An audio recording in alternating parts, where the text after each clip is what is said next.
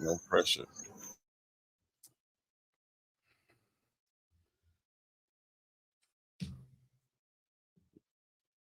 Yeah.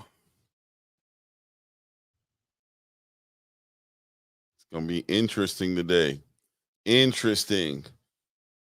But this is what it's all about at this point, though. You know, especially when it comes to this conversation about Boots Ennis and the way he's going to approach 150. I almost spoken to the future. I forecasted a little bit. 147. You know, what I'm saying the way he's going to deal with the 147-pound conundrum that he's been dealing with, right? Because what's been the conundrum? Nobody wants to fight Boots. You know what I'm saying? Like you call him the dark horse. You know what I'm saying? He's high. He's always been in a position. It seems like these kind of fighters put themselves in a position when they become high risk and low reward. But now he's got the money behind him.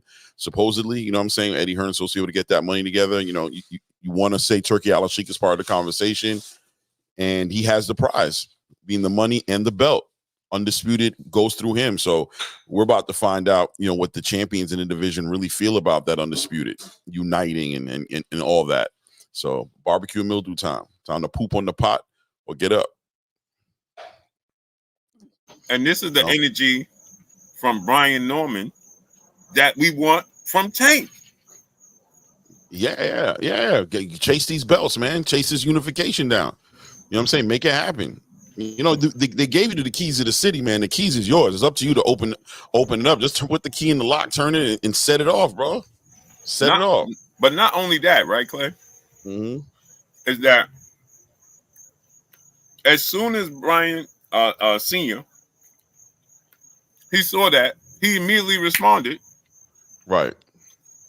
I said, listen, and I told him, I said, listen, it's confusing because I talked to people at Top Rank. Right. And they told me they trying to set up you versus Teo. Right. And he said, man, F Teo. We want Boots. That's what it needs to be. I like that kind of talk. Yeah. He said, he ain't no boogeyman. That's what we asking for. As a fan, that's what you want. Yeah. Answer the bell, man. Answer the bell. I'm happy he responded pretty quick because I saw the frustration on Boots' face. You know what I'm saying? When he was doing that little interview with YSM, and he was just like, you know, I just saw that look of here we go again. You know what I'm saying? Like I can't get none of these fights set up. I'm just sitting here trying to get these fights set up, and I saw it on his face. But I appreciated Senior coming out and being immediately like nonsense. Immediately and said, listen, what? You said what? Like, sure enough, I did what? Exactly. You know what I'm saying? Like, remember when he said, sit down and be quiet? And he was like, exactly. I should what? Why don't you come down here and make me? You know what I'm saying? Exactly. We're not going to take that. We're not playing that game at all. Right. We're not playing that game at all. At the end of the day, clear the schedule. Let that guy know we have our crosshairs on him. We want nothing else but. Nothing else but, bro. You know what I mean? And Clay, he added Boots. He added Eddie Hearn. He added the zone. You know what I'm saying? Like, there was no reach out to my people or none of that. Right. It's go time right now. That's the energy we want. That's right. You got the tools. You have all the resources to make it happen. You got an investor, right? We've already seen the cross promotion happening. Bob Arum, you know what I'm saying? We've seen Bob Arum over there at Riyadh season. We already know where Eddie Hearn stands. They've already made their intentions clear as far as Eddie Hearn is concerned, that his mission is to unify and get Boots unified at 147. How much longer are we going to wait on it? And the thing is, right, Clay? He said, you got misinformed. We said yes. Somebody ain't telling you the truth. Right.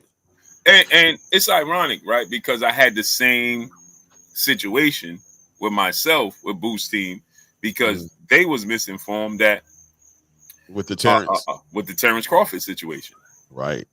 And thought that I was just out here trying to, you know what I'm saying, And I'm like, no, bro. You know what I'm saying? This X, Y, and Z is what happened. You dig what I'm saying? And, yeah, that's interesting. That's interesting how the information gets muddied up, right? Like the communication. I don't know. It's interesting. You know why? You know why, Clay? Because they put too much stock and trust in others to get the business done 100%. Without asking enough questions. 100%. I think That's Terrence why, tried to highlight that with the Errol situation, right? Like, you know, ultimately it was like, no, the phone call had to be made. We had to get on the phone with each other and get on the same page about what we wanted to do, and we had to dictate to the people, to our handlers, quote unquote, however you want to look at it, to move in the direction that we want them to move in.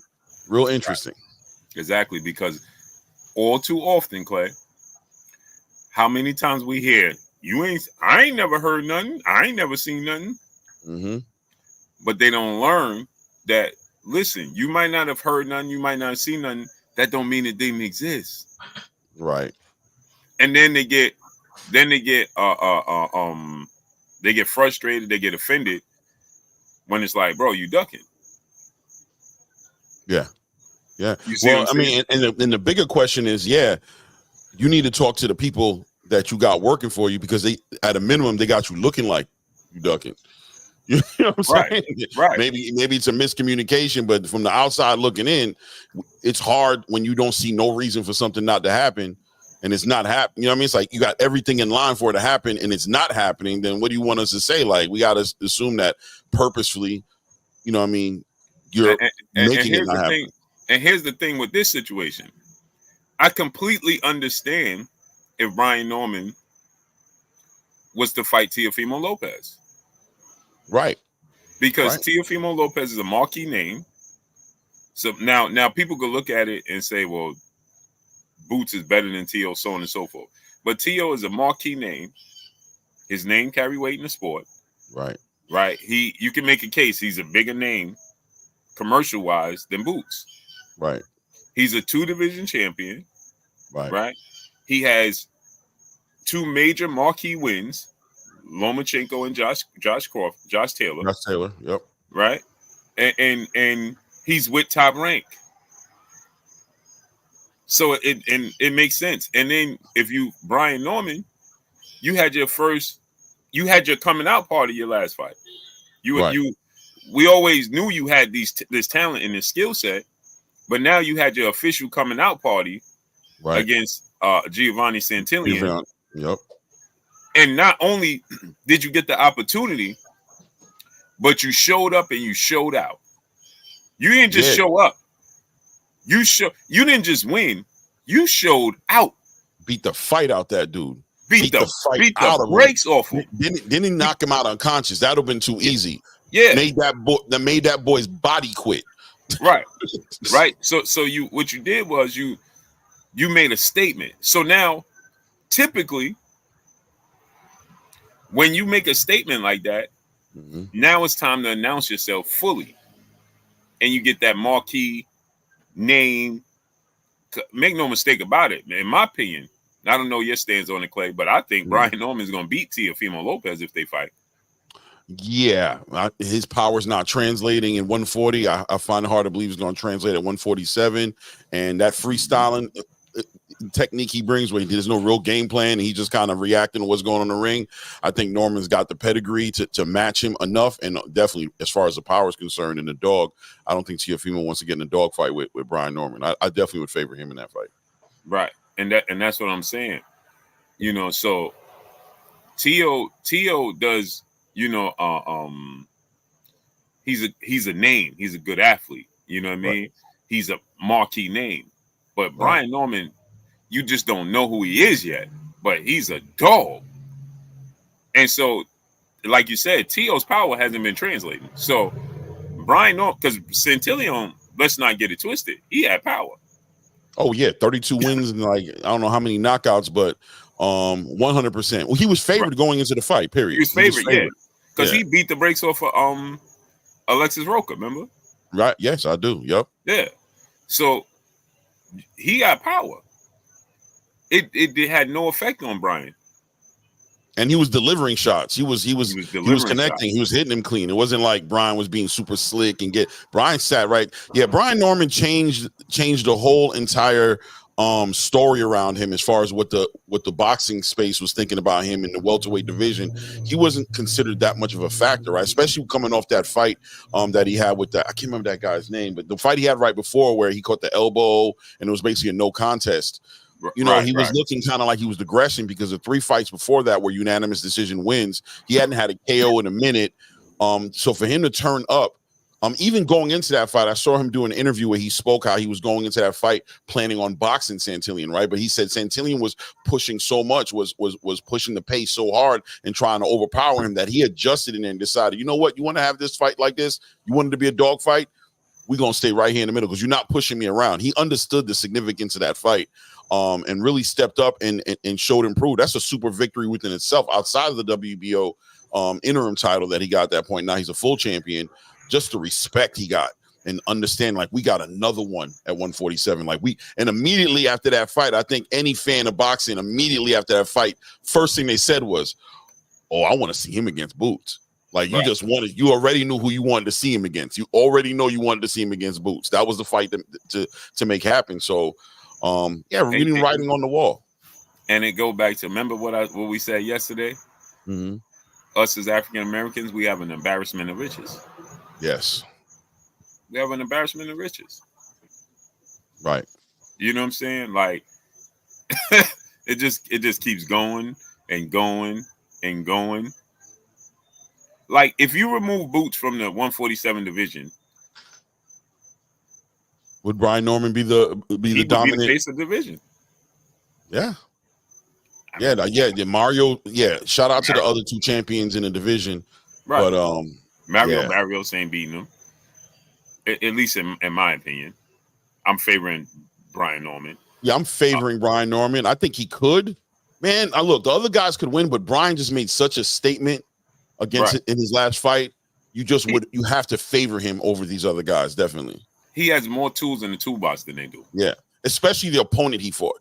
Right. Specifically, that's what really sold. The opponent we know is tough as he can be, and he broke that guy. That stoppage was significant, man, because he broke that guy's will, man. Like he knocked him down multiple times, but that last time, you just saw it was over. He took it out of him, bro. He took it out of him. The ref saw it and was like, "I ain't gonna count, bro." Yeah, the thing about it was, if you watch that fight, he even took his foot off the gas a couple of times because he thought the ref was going to stop it. Right. You know what I'm saying? I think the ref did in my opinion, a horrible job because he should have been stopped that fight. Bro was taking so much punishment. It was like, bro, it's because he's so tough. It's because he's so tough. The ref is just, it's kind of like Tyson Fury when he got knocked down. Almost, some people would say knocked out by Deontay Wilder. Everybody was like, why did they even give him the 10 count? Because he was knocked out. It's because we know he's tough. The ref knows. They have a relationship with these fighters, and they know this guy might mess around and get up. I'm going to give him an opportunity. So they were giving Santilli the opportunity because of how much grit they know him to have. Like I said, which is what makes the win so significant. It makes the win that significant that the ref didn't even count on the last one. He understood like that. This dude has no more. It's going to be abuse if I give this guy a 10 count. He messes around and gets up. Right. And that's what I'm saying. So this is, and again, I've seen people immediately, oh, Blues hating on Tank. Man, the amount of casuals and the pom-pom shakers is just so outrageous in the sport of boxing. You understand? Like, so this is the energy. He immediately responded like, whoa, whoa, whoa, whoa, whoa, whoa, whoa, whoa, whoa. Whoa, whoa, whoa, whoa, whoa. To what is considered the darling of the division. He ain't Stanionis. He ain't Mario Barrios. This Boots we talking about. And he immediately said, oh, whoa, whoa, whoa, whoa, wait a minute, bro. We ain't ducking you. Don't do that narrative. Don't start that nonsense. Let's get it done. Right. You know what I'm saying? And the best part about it, and the best part about this to me, and you can attest to this, is that I don't think Boots is in a position to say, nah, I'm not going to do it now, because that would shine a negative light on him, right? Yeah, but I also don't think he would. I think he's. That's what I'm saying. I think he saw that video Boots like himself definitely ain't gonna turn it down. right. But I'm He's like, saying, "Word, you want to do it? What's going on, yo, Eddie? Did you see what y'all said that? What's going on? He ain't gonna allow politics. Boots ain't gonna allow politics to jump in. Nah. Now that he got the word that it's going to turn into a Terrence Errol Spence situation to where the fighters are going to start communicating. The fight's going to get made, I believe. I think the writing's on the wall because if the fight's not made now, that's a shot at Eddie Hearn, right? Like, it's like, what did I hire you for? If you don't make this fight happen with somebody who wants to fight me, you know I want to unify. You guys keep pushing me to go to 154. You keep selling me this idea that 154 is where I should be at. And you know I want to unify. If this fight is not made, that's an eyebrow getting raised in Eddie Hearn's direction, in my opinion. Right, and that's what I'm saying. Like, so at this point, it is nowhere to go but to fight. 100%. Let me ask you a question. Do you believe, we look at the Virgil Ortiz Serhii Bohachuk fight, and that's a candidate for fight of the year. We saw that was a straight shootout. Right. You think this fight can get into that conversation? This is the kind of caliber fight with these two opponents that can get into that conversation of fight of the year? 1,000%. 1,000%. 1,000%. Because now you're dealing with two guys that at a high speed chess match, but they both dogs, they both got power, and they familiar with each other. They have that sparring. I know sparring don't count, like I know they like to say, but something about, that sparring, that they say that's one thing Shakur capitalizes on, that he gets real violent with the guys he sparred against. And that's because he has that relationship. He knows what to expect from him. So you'd have to expect that. And it was the same elements that affected the Serhii Bohachuk and Virgil Ortiz fight, right? Like they both had that sparring history. So there was fireworks. And I've seen people, I don't know who said this, but somebody said that Shakur Stevenson, before he fights these dudes, he spars them. And people was trying to make that a negative. Bro, what's negative about that? Bro, just another example. Let's just give another example. In the NFL, right, Clay? Mm-hmm. Before you play a team, at least in the preseason, they have joint practices, the whole week. And then they play the game on the weekend against 100%. Each other. You're supposed to want to get a feel. Why wouldn't you? That's strategic. Right. Bro, if I could understand and get a beat on you, why wouldn't I? Of course I'm trying to get a beat on you. Of course I'm if I could get a chance to spar, you the one that's not smart if you do it. Right. Yeah, it's part of the game. It's part of the game. A fighter said, listen, I'm not sparring these dudes because they in and around my division. Somebody had recently said that. They was like, they said, I ain't sparring these dudes because these dudes is in and around my division. I remember something like that for real. Yeah. Somebody just said that, and they was like, nah, I know what you're trying to do. You're trying to film. It wasn't Devin. It was somebody that just recently said that, like, bro, you ain't gonna get me in the ring sparring trying to I definitely heard it. I can't get the name out of my mind right now to say it, but I definitely heard somebody say that recently. Oh, Tank said it. It was Tank, right? Yeah, it Tank was said Tank. it. Yep. Thank you, NHD Productions. Yep. He said that about Keyshawn tried to spar him, I think. Right? Yeah. And Tank was like, yeah, no, you trying to line me up. Right. You trying to line me up. And wasn't that like a response also to the whole Frank Martin situation? Like, that's why it was like, yeah, that's why I don't do that, because these dudes start talking like that. It was something of the sort. Yeah, it was something of the sort. But I know Keyshawn had said that he wanted to work with him or something, and he was like, yeah, nah. That's smart. Tank like, nah, bro. You trying to line me up. That's part of the game. Yes. You ain't gonna line me up. Big facts. But on the flip side, if you could, you should. You know what I'm saying?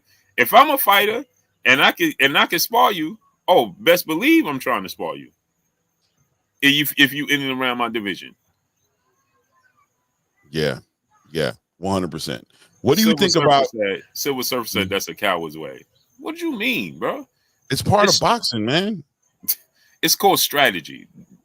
That's what it's called. Of course, you're supposed to gauge your opponents. What do you mean? Knoxville Will, brother, in the super chat, dropping that cinco Do on they us in the think? super chat. He said, Bud, please give us what we need. Fight Boots and just put it to rest. Bud will KO him. It won't get out of the ninth, and all the excuses will stop. Salute to my brother.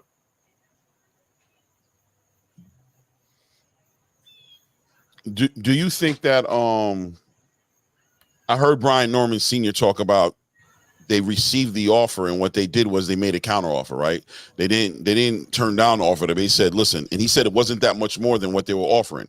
They just wanted to even it up a little bit. And I'm sure they're taking into consideration that Boots is with a new promotional company, and Turki Alalshikh may be involved in the conversation. So, let me get my let me get the most I can get out of the situation. Do you think they rejected the offer? Like on that level, like Eddie Hearn and those guys, like, we're not going to pay you. Like, they're not willing to pay for these fights. I think what happened is, like Brian Norman said, he made a counter offer and they didn't want to pay it, and they like, nah, we go in a different direction.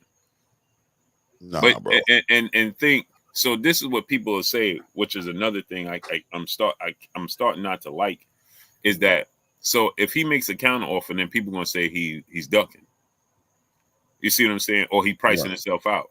Bro just had his first real coming out party.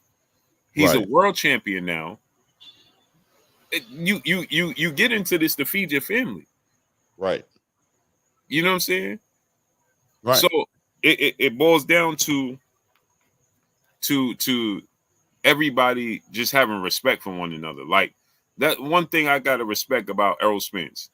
He had nothing but respect for Terrence Crawford. 100%. He said, yo, nah, man, this dude got to feed his family. He's accomplished things. Pay that man, bro. So we can have this fight, man. So I can get up out of here and go to 154 too. Y'all holding me up. Like, I'm trying to get this undisputed.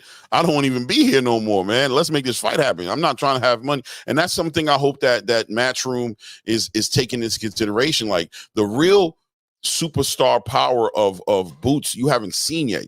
If you get him into 154, I think we're going to see Boots just level up to a whole nother, but you're not going to get him up there until you get him what he wants, which is just undisputed. So if Brian Norman is available to fight and he's saying he wants to fight and he makes a counter offer, I'm not saying lay down for anything, but how unreasonable can it pay the man and get this dude one step closer to 154?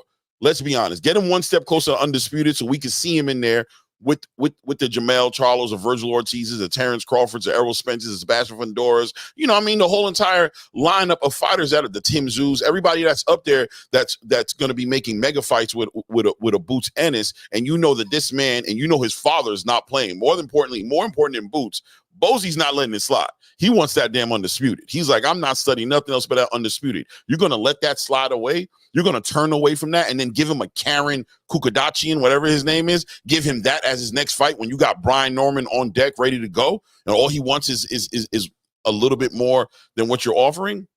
I don't know.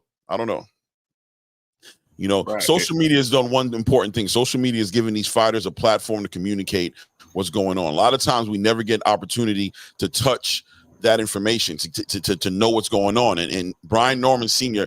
coming out immediately was a big move. Him coming out and letting it be known, like, no, that fight could happen. This is what happened. Because I guarantee you, Boots didn't know that's what happened. He didn't know that he was that close to having a fight with Brian Norman and that a counter offer pushed it out the way.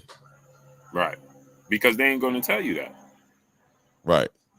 They ain't going to, why, you know what I'm saying? They and no disrespect to the business, but it is what it is.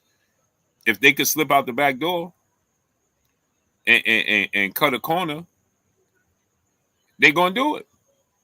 They don't care. Man, listen. Here's one thing that people must understand. And salute to General Manager in the super chat dropping that cinco on us in the super chat. Much love to you, family. Appreciate you, great brother. Much love. But here's something that people must understand, and they have to take into consideration. Just because you're a manager, a promoter, or a network, don't mean you're a fan of boxing. Now, Turki Alalshikh is a fan of boxing. So he hears our cries So he's like, and he's on board. He's like, yo, I'm with you, Boo. I'm with you, Clay. I'm with you, Blue. This the fight I want to see too. Well, here go the money. That's it. Then you have other promoters that are like, I don't care what Blue and Clay say. Right. I don't care what Tom, Dick, and Harry say. I don't live. They don't live in our world, Clay. Nah.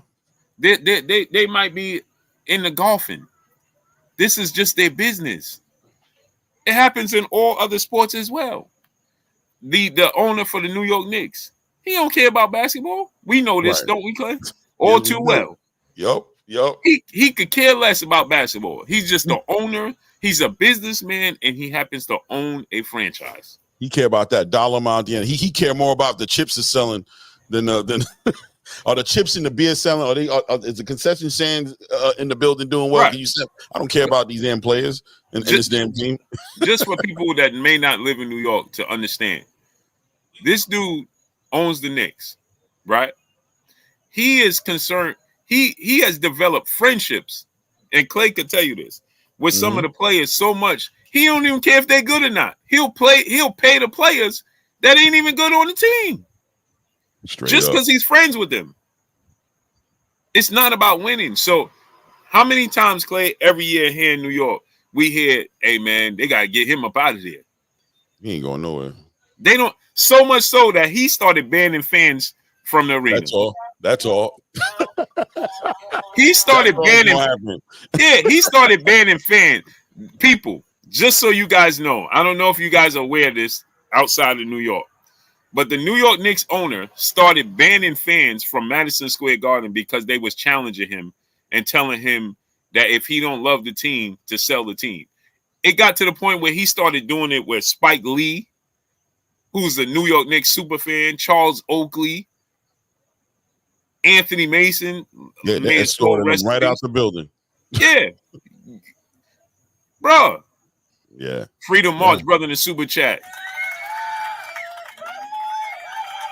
I sent them a link. I'm just waiting. He said, great boxing talk. Salute to Freedom March.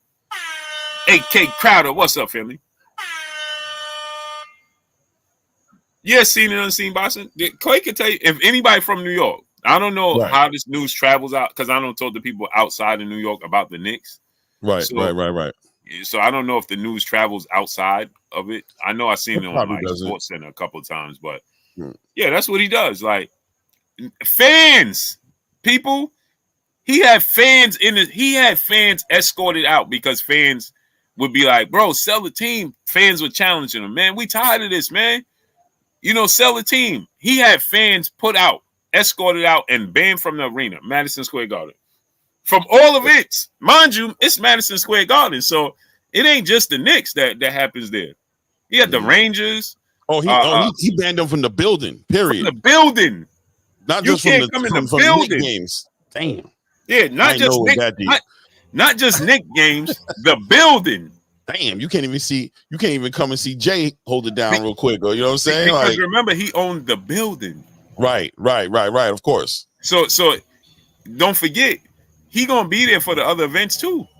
Because it's just his business. Like the Rangers, he gonna be there. You know, he protecting himself basically from the protest. Right. It's not the Knicks games. It's the whole building. Like, bro, I don't want to see you in my building. It's wild. Straight up. He doesn't want to get heckled. You feeling some kind of way. That's exactly what it is. And the worst part about it, Clay, is he know they right. He know they right. He know he don't love no basketball. That's the same. That translates into the space, into the content creation space. You can tell some of these guys ain't really into boxing, man. I mean, you could tell by the way they carry it. But yeah, we got Turkey, who's really a actual fan of the sport, and he's thinking that way when he's making fights, when he's making events, when he's thinking about when he's putting his vision out there. I know people want to paint the picture of the sports washing and they're coming to take over and all these different things. And look, I don't get too deep into that, but I'll just say like this though: the vision includes the fans being pleased, the fans getting the fights. I can tell you that. So take that for whatever it's worth, you know, and the promoters that are here today have shown countless times over and over again that that's not the vision. The vision is the money. The vision is packing out the building. The vision is not the best fighting the best. The matter of fact, they look at that like it's too soon. They don't want the best to fight the best until they're in their latter years and they're about to leave the sport. They don't want you to see them in their prime and risk one of those guys taking a loss and losing a whole bunch of market value because they don't know how to. I mean, they're not interested in promoting the best fight. So it is what it is. Promoting the best fights is the only way you can change the culture of boxing so that somebody can take a loss, right? So somebody can take a loss and still have value because of how competitive he is inside of the ring. But if everything's based on an undefeated fighter, you know what I'm saying, his record being on the line, and nah, bro, it's not gonna work in the long run. Donnie D, 1954, triple OG in the super chat, dropping that Cinco. I want to send a super chat. Blue, $3 for community plus $2 for the refund. Yes, I remember. South Carolina. Salute. Yeah, he J Petty City, my brother in the super chat, dropping that Cinco. On to send a super chat. He said James Dolan cares more about Bernie Williams playing his band than he do about the Knicks. All facts. Facts. Oh, that's another thing. I forgot about that. Exactly, J. Petty City. He got the band. Remember, he plays in the band. BFTB Sports, my brother in the building. Hello, BF. BF, what's up, family? Yeah, I heard my name. I just heard my name. Somebody said his name. Who said that? BFTB. He said, I just heard my name. Oh. Yeah, no. So that I don't know. Somebody in the chat said it. Yeah, probably. Yeah. So that's the thing, man. You know what I'm saying? Like, this is all we ask from, the sport of boxing. Right. You know what I'm saying? That's all we ask for. I said it. You know what I'm saying? BF, I said your name, bro. Okay. I don't remember saying your name, but salute. How you doing? I don't know. Yeah, it is what it is. Yeah, we want to see the best fight the best. You know what I'm saying? Oh, you one of the guys who don't want the best to fight the best? Is that what it is? You said they don't want the best to fight the best. Yeah. Oh, BFTB. Yeah. Oh, I got you. Slow. I'm slow. I'm slow. I catch it. I got it now. I get it. Yep. So, and that's the thing, right? You know what I'm saying? We want to see that's what we want. We want the best to fight the best. Right. You know what I'm saying? And all too often, they don't want to do it. And then we don't want to hold them accountable for not doing it. You know what I'm saying? Well, we've been conditioned, Blue. It's a conditioning. We got to go back to Willie Lynch. You know what I'm saying? And I don't want to say it like that, like to say it's like a slave mentality or nothing like that. But come on, man, let's be honest about it. You guys have been conditioned and desensitized, man. You don't even have the hunger no more. You're not even mad no more when you don't see these fights. You guys, you know what I mean? That's why they just sell it. They just put it on pay-per-view. No matter what the fight is, they give it to you on pay-per-view format. They're going to pay the $80, man. Just put the knockout guy against the tomato can and boom. We going to get to the bag. We're going to get to the bag. You know what I'm saying? And you guys have become used to it. You come be desensitized. You've been conditioned by the way by the way boxing is being promoted today throughout the past years. You don't even know. That's why I say they don't know about another era of boxing that me and you grew up in when we were like loving the sport, when we understood what it was and we were being taught what it was. That's why it's so hard to process and digest today for us, right? We watch and we lose our, I done lost all my hair messing with y'all. Let me stop. You know what I'm saying? I lose my mind trying to convey this message. You know what I'm saying? Because the new casual scene is like, I don't see nothing is wrong with boxing. Right. There's nothing wrong with it. This is, what are you talking about? There's nothing wrong with it. You guys are trying to make it something out of like, oh my God, forget it, man. I don't know. I can't penetrate with you guys. Pause. Right. Exactly. My brother Press in the super chat dropping that Cinco on us in the super chat. He said, salute Blue and Clay. I've been a fan of this here boxing since Spoon and G was rapping. Curtis Blow wanted to rule the world, and before LL had a radio box. Church, bro. What LL say? What did he say, Clay? Box. Period. Box. Let's you know go. What I'm saying? Yeah, Let's go. so that's the only thing we ask for, man. But again, people get so caught up in, the politics, you know what I mean? Unnecessary things that surface through the sport of boxing that they don't pay attention, to just being a fan. 100%. Being a fan first. Of the sport. Right. Because they're fans. It's just not of the sport. Yeah, you know what I'm saying? They're not fans of the sport. Right, Clay, because here's another thing, right? Is that I don't get this, right? When people have now become fans of networks and promoters, where did that come from? I told you yesterday where it came from, bro. I told you it's an algorithm. It's the entry level fan. The entry level fan has been able to process this level of the sport, the business aspect. They're attacking this first. This is the space that is new, that everybody can speak on an even playing field, right? Because once you get into the boxing, you have to actually be watching it and have some experience and understanding. So you can't just speak. You can't create a channel and not have a real deep understanding of the actual sport itself. But you can create a channel and speak on the business and the promotional company. And, it's real easy to follow. You know what I mean? One event every 3 months. You know what I'm saying? Cover that event and keep talking about that event until the next event comes from that promotional company. It's easy to sustain it. It's hard to be confronted constantly with what you think about Jared Hurd and Jason Rosario last night. What you think about the Riaco? What you think about this fight? What you think about this weight class? What do you think about?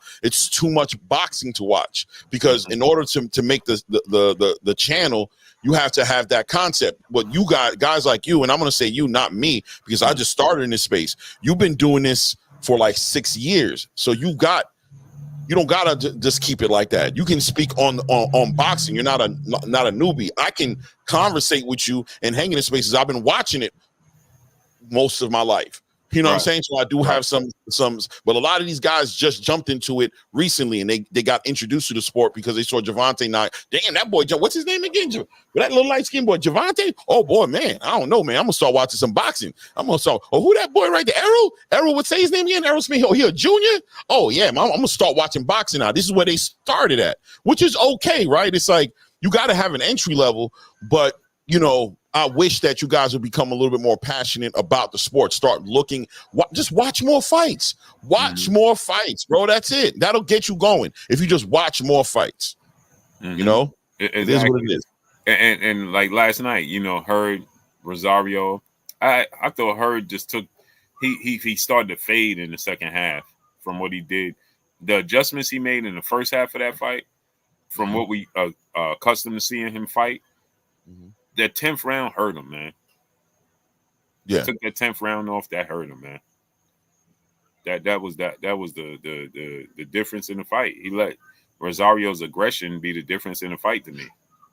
Yeah, you saw Rosario coming with that pressure that he was going to do that all night long, and I just did not see Jared Hurd actually turn the switch on. Like I knew he was going to have an adjustment time because he did a nice little hiatus and being in the ring, but I never seen him hit the gas and just finally. I didn't see Jared Hurd last night in the ring. I didn't see him. He didn't show up last night. It was this other guy who was being very reserved, staying behind his jab and just trying to time Rosario so he could walk him into something. There were shots he was throwing where he wasn't even looking. You know what I'm saying? Where he just kind of like was automatically letting the hook go. Right after the jab, when Rosario would try to get under it and then push him back, he'd react that way. But Rosario's relentless pressure it's like he got locked up. He wouldn't let the hands go. He just wouldn't let his hands go last night, man. They called it a draw, but I think a lot of people would probably say that, a lot of people were probably pushing more towards Rosario's side, of the conversation. I thought Rosario won because Hurd he squandered it away in the twilight hour. Yeah, in my opinion. Hit the gas.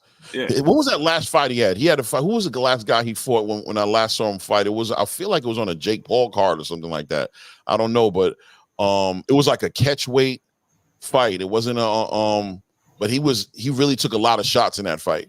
Like he was trying to be aggressive and be jab, but he was getting hit a lot. And it just seemed like he was very focused on not going out like that no more, not getting punched. He didn't want to get punched on like that no more. Right. He wasn't trying to get trying to get hurt or Right. knocked out. You know what I mean?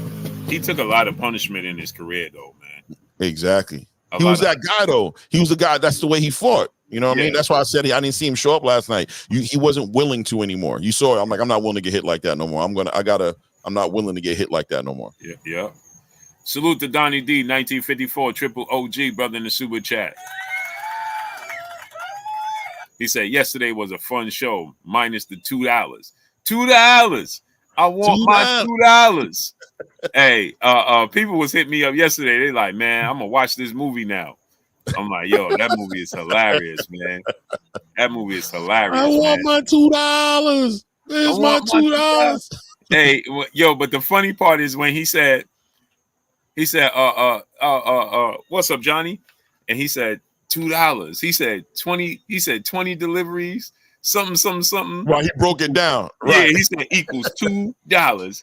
He was like, sorry, Johnny, I ain't got a dime. He said, I ain't asked for a dime. I asked for my $2.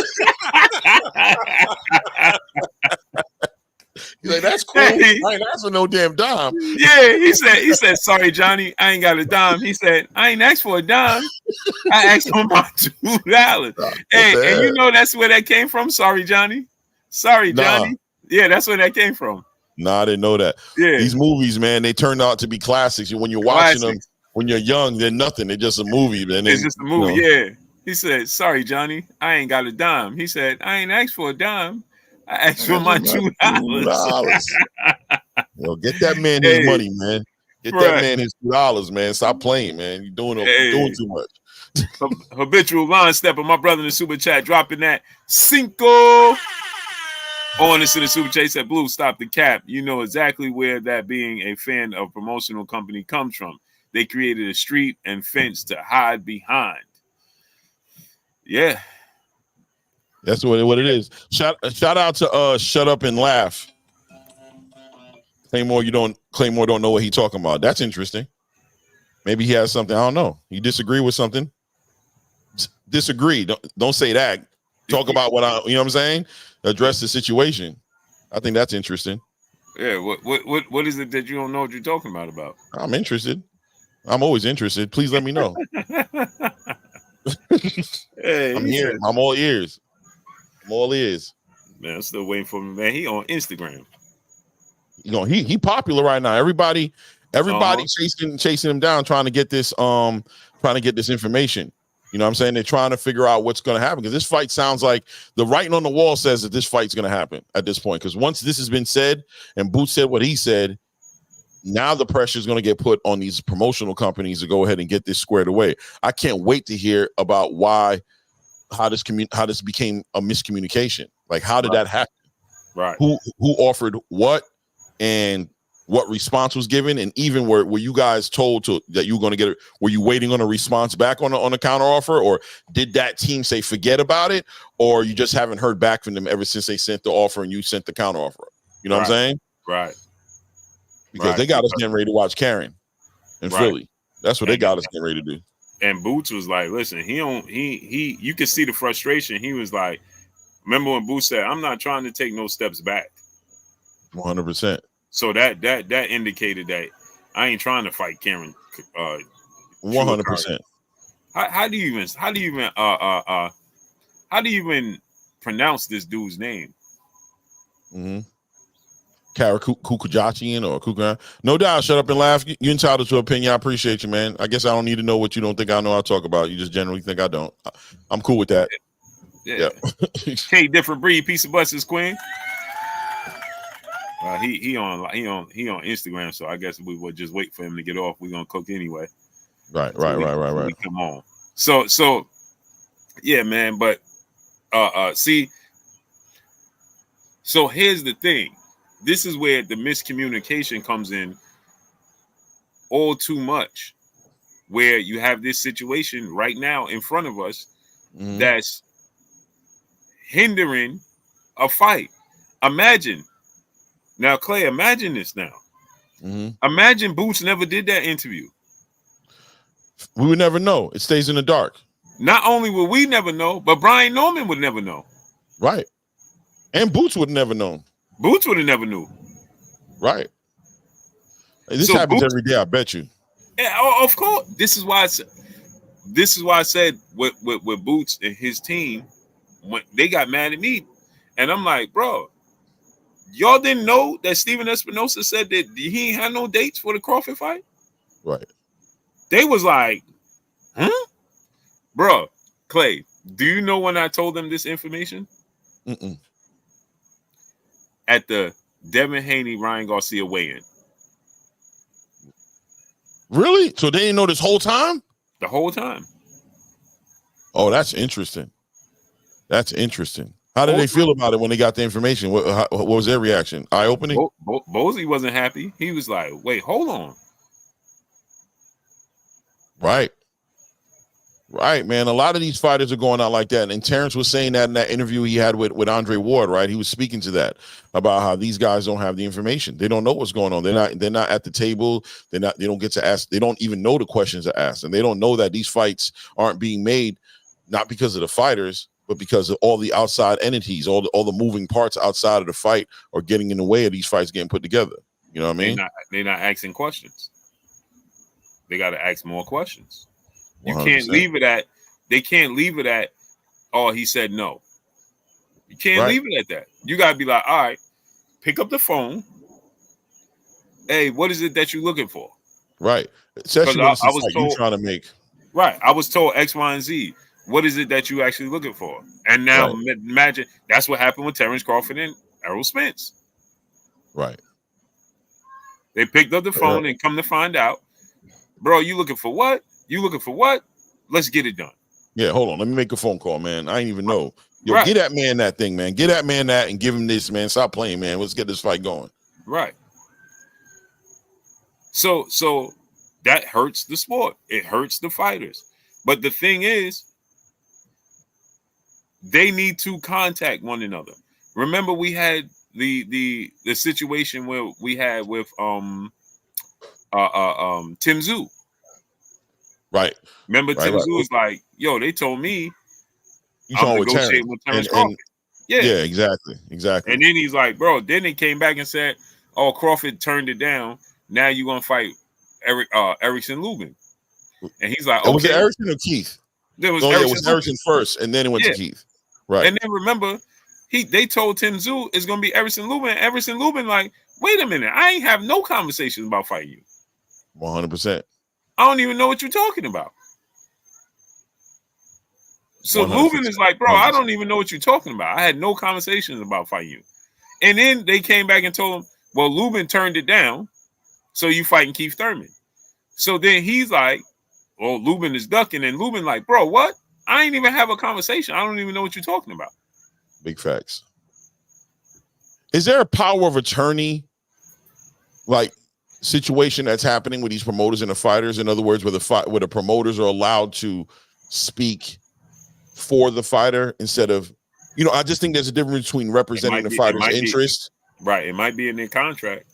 Right. Like a power of attorney. Like me saying no is like him saying no. Instead of it being, let me put this deal, let me go back to my fighter, tell him what I got on the table and allow him to kind of make a decision. Is it more like a power of attorney? Like, yeah, man, he ain't doing that. I ain't letting him do that. Get up out of here.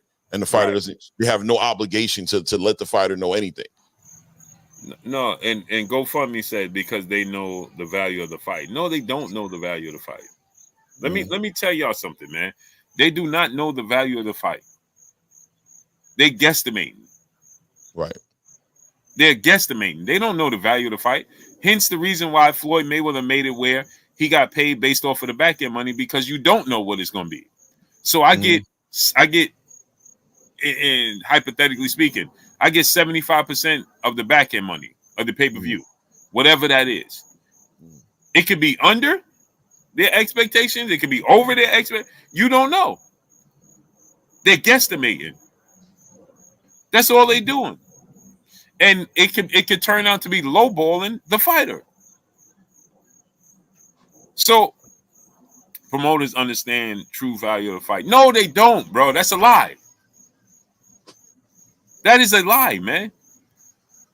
Yeah, they are estimating. How do they know? Now they can have an idea where they can set the market, right? As far as like, all right, based off of past history, based off of your receipts, so on and so forth. We're gonna set the ticket prices as X, Y, and Z, and our expectations is this. That's it. But for all they know, it can far exceed what they expected it to be. Right. And now, if you are a fighter and you go based off of what they set the market at, let's say me and Clay is getting ready to fight, and they come to me and Clay, hey, based off the market or based off of our expertise with this, we expecting this fight to do $2 million. So Clay, here you go, 500,000, and Blue, here you go, 500,000, and we're gonna take another $1 million, for promotional costs, right? Right. And now Clay, now we agree to that. Now that's all we get, Clay, based off of their expertise with the market. Now, Clay, Right. me and you get up here, we start talking and yapping and going at it and promoting it. Next thing you know, the fight do, the gate do 10 million. We ain't getting none of that. Now we ain't getting none of that because they told us the market was 2 million. Right. And we agreed to it. 100%. And now what? Now we left sitting on our hands. Yeah. To give an example, and I hate to bring it up, but I got to bring it up as it's just as an example. It's the truth. The situation with Errol Spence and Derrick James. Okay. Based off of his past fights and what he was getting, that 10% turned out to be X, Y, and Z. Right. Now he kept with the same 10% based off of what they had in the history. He didn't go and restructure and say, hey, this is the biggest fight of your career. This is a much bigger fight. Let's restructure my percentage deal with this fight. He stuck with it and expected Errol to just show him, extra love based off of their relationship. And now he does now Errol's reportedly gets about 25 million, and typically Errol getting about 5 million. So you used to getting about 10% of 5 million. Right. You know what I'm saying? Now it's a much bigger pot. Yeah, $30 million, $25 million. Right. So now Errol's like, well, I'm giving you the same thing I always give you, which is the guaranteed purse. Right. Because we don't know, again, right? It goes back to what I was just saying. They don't know. Right? So they gave Errol a guaranteed purse of 2.5 million. Right? And he ended up on the back end getting 25 million. Right. So he gave Derrick James a percentage based off of the reports of the guaranteed money that they knew what was going to be what. I know I'm getting 2.5 million, so I'm gonna give you the percentage based off of this. Right. I don't know what I'm gonna get on the back end. Right. So you taking a chance. Right? But now on the back end, the back end was 25 million. Now I'm Derrick James. I'm like, whoa. 10% at first you're probably like, yes, yeah, we just made a bunch of money. Then you come to find out, like, no, what? We ain't making a bunch of money. Now you like, hold up. Right. What are you trying to say to me right now? Because now you're talking about 10% of 2.5 million compared to 10% of 27.5 million. Because you tally up the 2.5 in the front and the 25 on the back end. That's 27.5. Now do the math with 10% of 27.5 based off of 10% of 2.5. That's 2.5 in my pocket. Now based off of the market, right? What the promoters thought, they only gave him and Terrence Crawford 2.5. Because they wasn't sure if they knew that fight was going to do with those numbers, it was going to do 25 million. I'm pretty sure that's 50 million. Clay, that's 50 million. 25 to Errol, 25 to Terrence is 50 million. Right. Not to mention the 2.5 and 2.5. That's 55 million.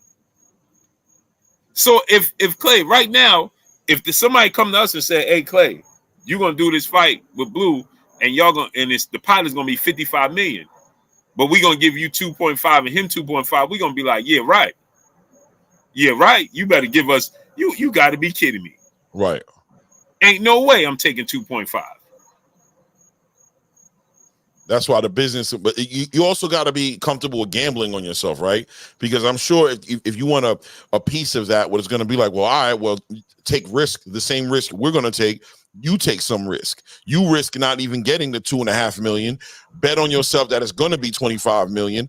You know what I mean? But risk not getting the minimum, but not guarantee you the minimum and give you that unless you're a big enough star to where, you know what I mean, that's what you need to get the fight. If you're a Canelo, if you're a Javante, or even those guys, I guess in their own right, you're big enough to make a request or demand like that. But you have to have the business understood. You and your team have to be on point. Derek made the mistake of making that handshake go way further than Errol planned on letting it go, and had nothing to fall back on. I don't know how the case is going, like if it's still going or not, but it seems like that's what the issue is, that on paper that doesn't match. Right, What they say, the documentation don't match the conversation. Right.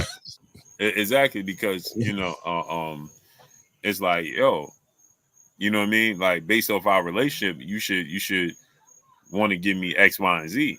But Earl is in his right to be like, yeah, but this is what I always been giving you. You know what I'm saying? Because the thing is, I'm always giving you 10. See, nobody's wrong, because Errol could look at it like, I'm always giving you 10%, regardless of what I make.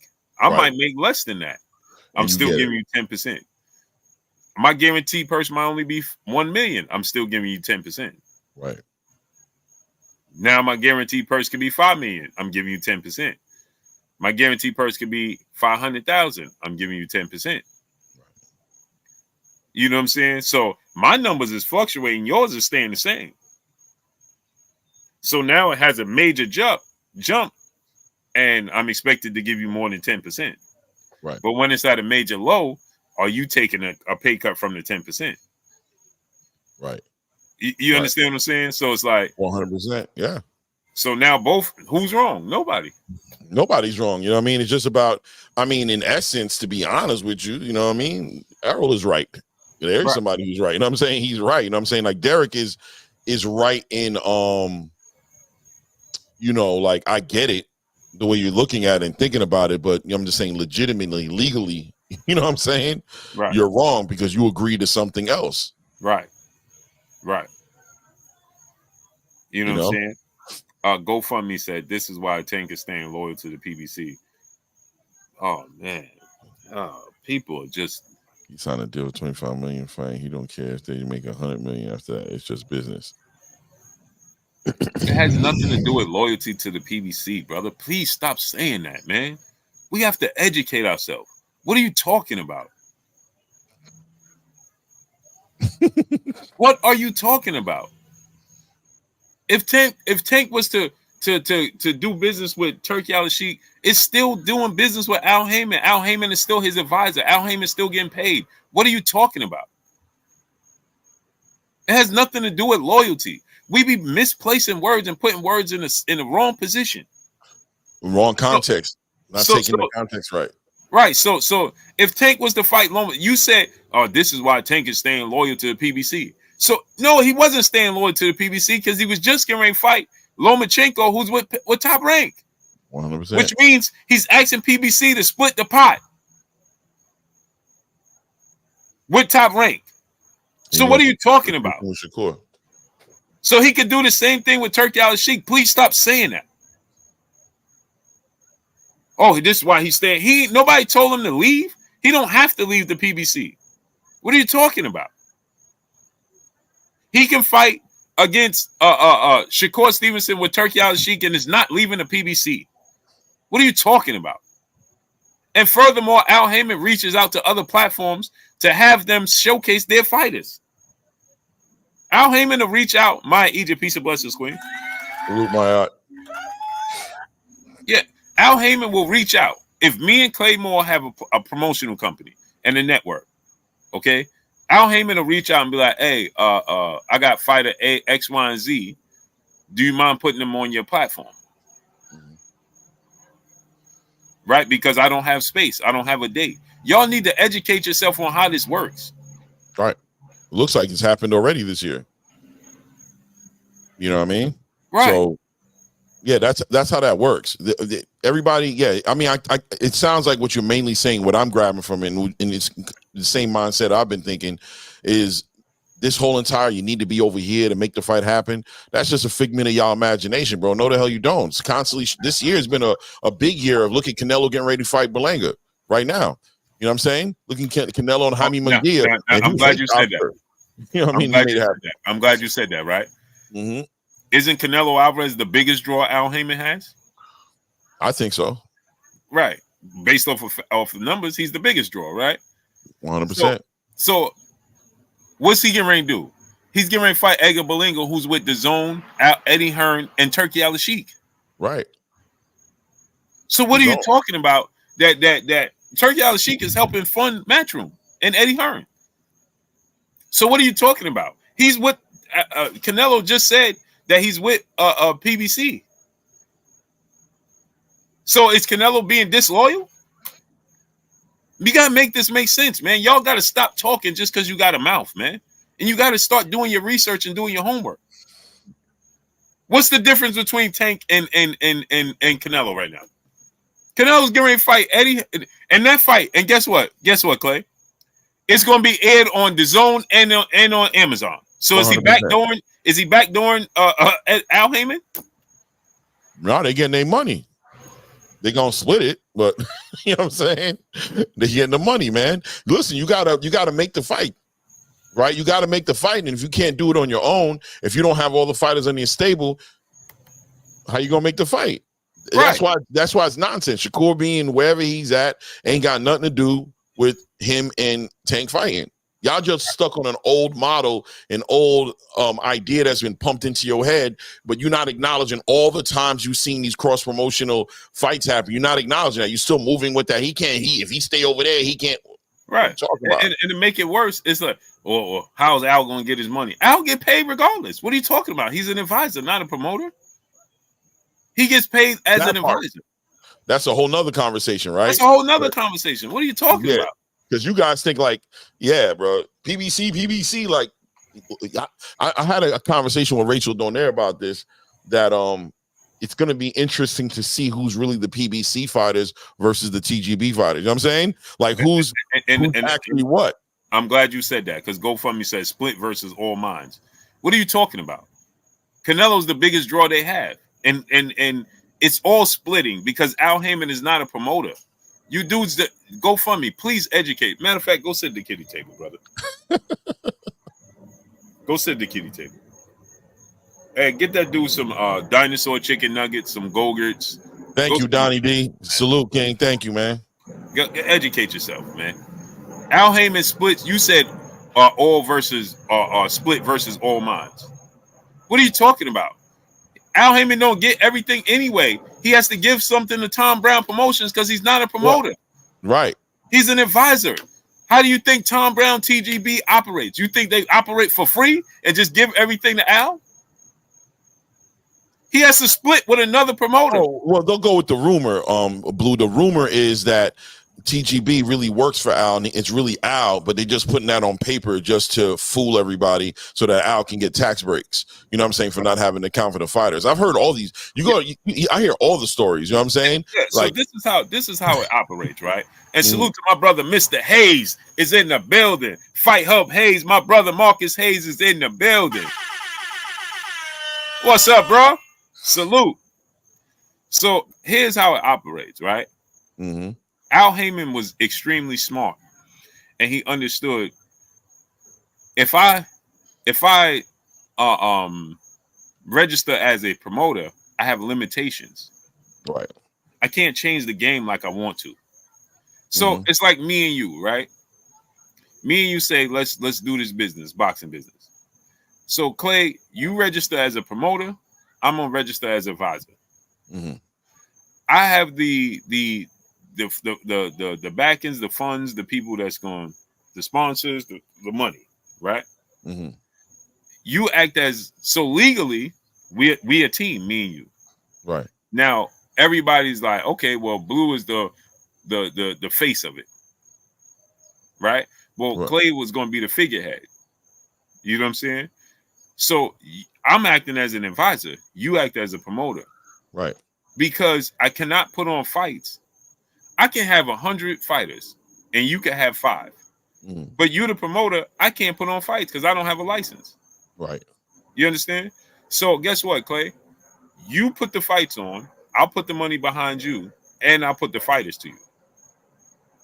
You see how that operates? Exactly. Now I don't have limitations in dealing with. It's not that he's being illegal. It's that he understood he needed flexibility, Right. not to be handicapped if he wants to make a change. Right. That's why he was able to overpay fighters outside the market. So when they took him to court, remember when Golden Boy and Top Rank took him to court and said he's raising the market, is unreasonable, so on and so forth, they lost because he's not a promoter. Right. I could do what I want.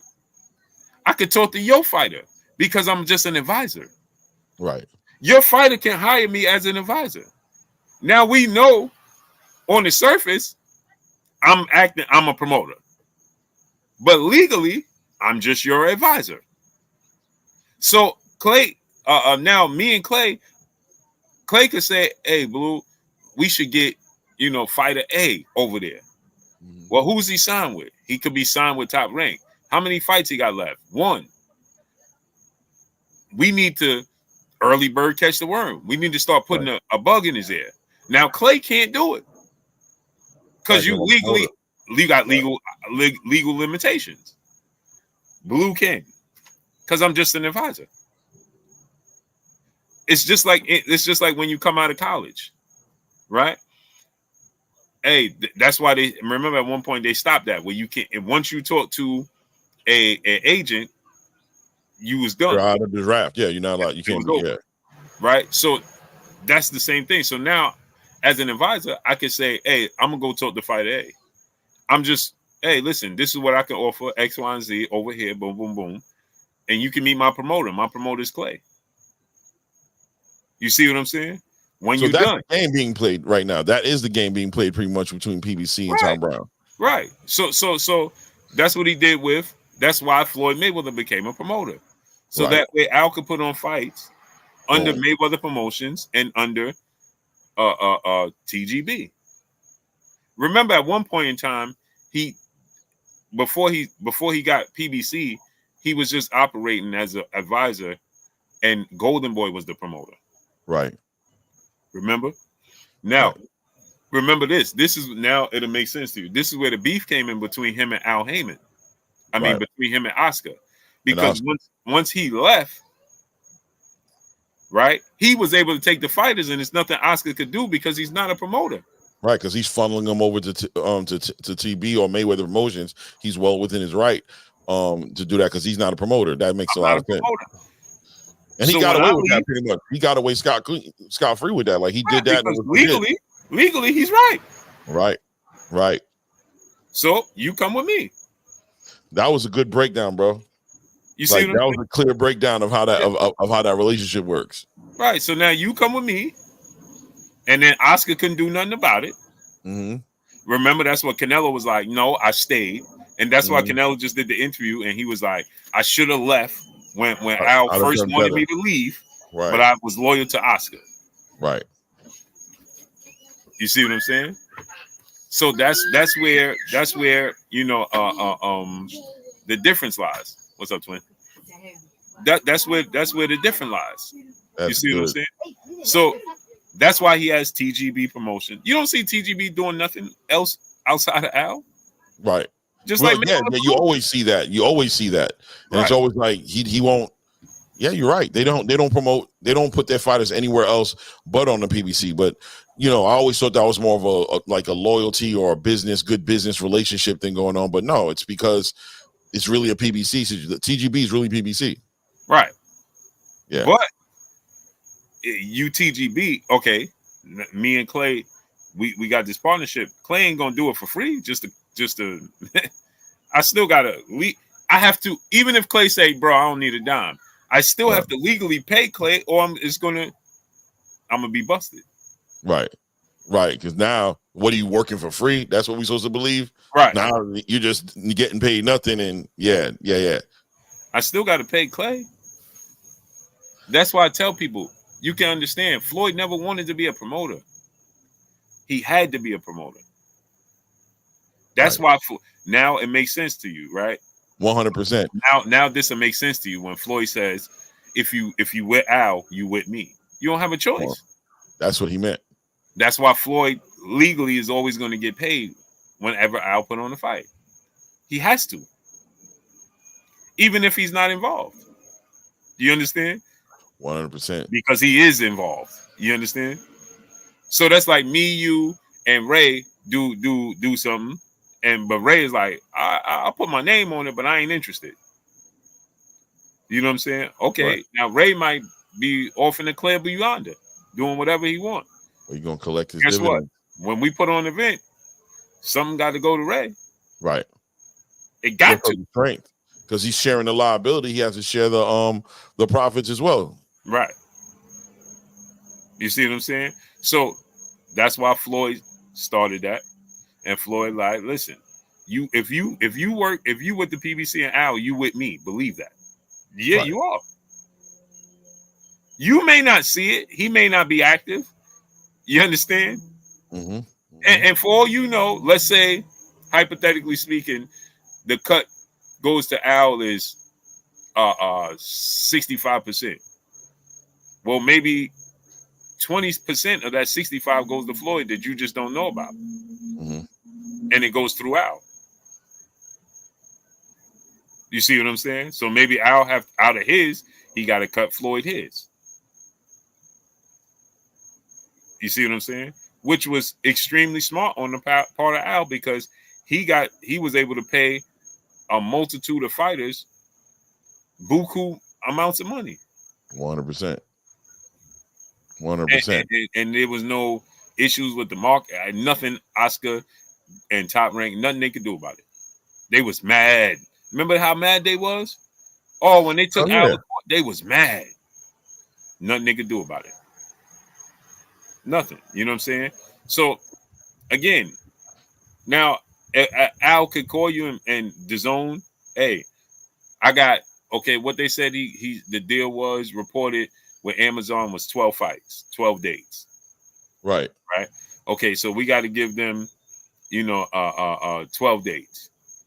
But I got 400 fighters. How in the hell we putting on impossible fighters in 12 days? Because this is something people don't realize. 12 fights is only 12 days. There's 365 days in a year. 100%. And how many weeks is there? 52? 52 weeks. 52 weeks, Clay. So 4.34 weeks. So average. you talking about half. You ain't getting that's not enough. Like, it's a losing strategy from the beginning. So that's why the question comes early. That's why it's been the question all year, right? Like, okay, this doesn't make sense. Where's the other platform? Where's the other network? How do you plan on keeping everybody busy? Right. And so now what you got to do, right, Clay, is this, right? You got to start stacking cards. Mm-hmm.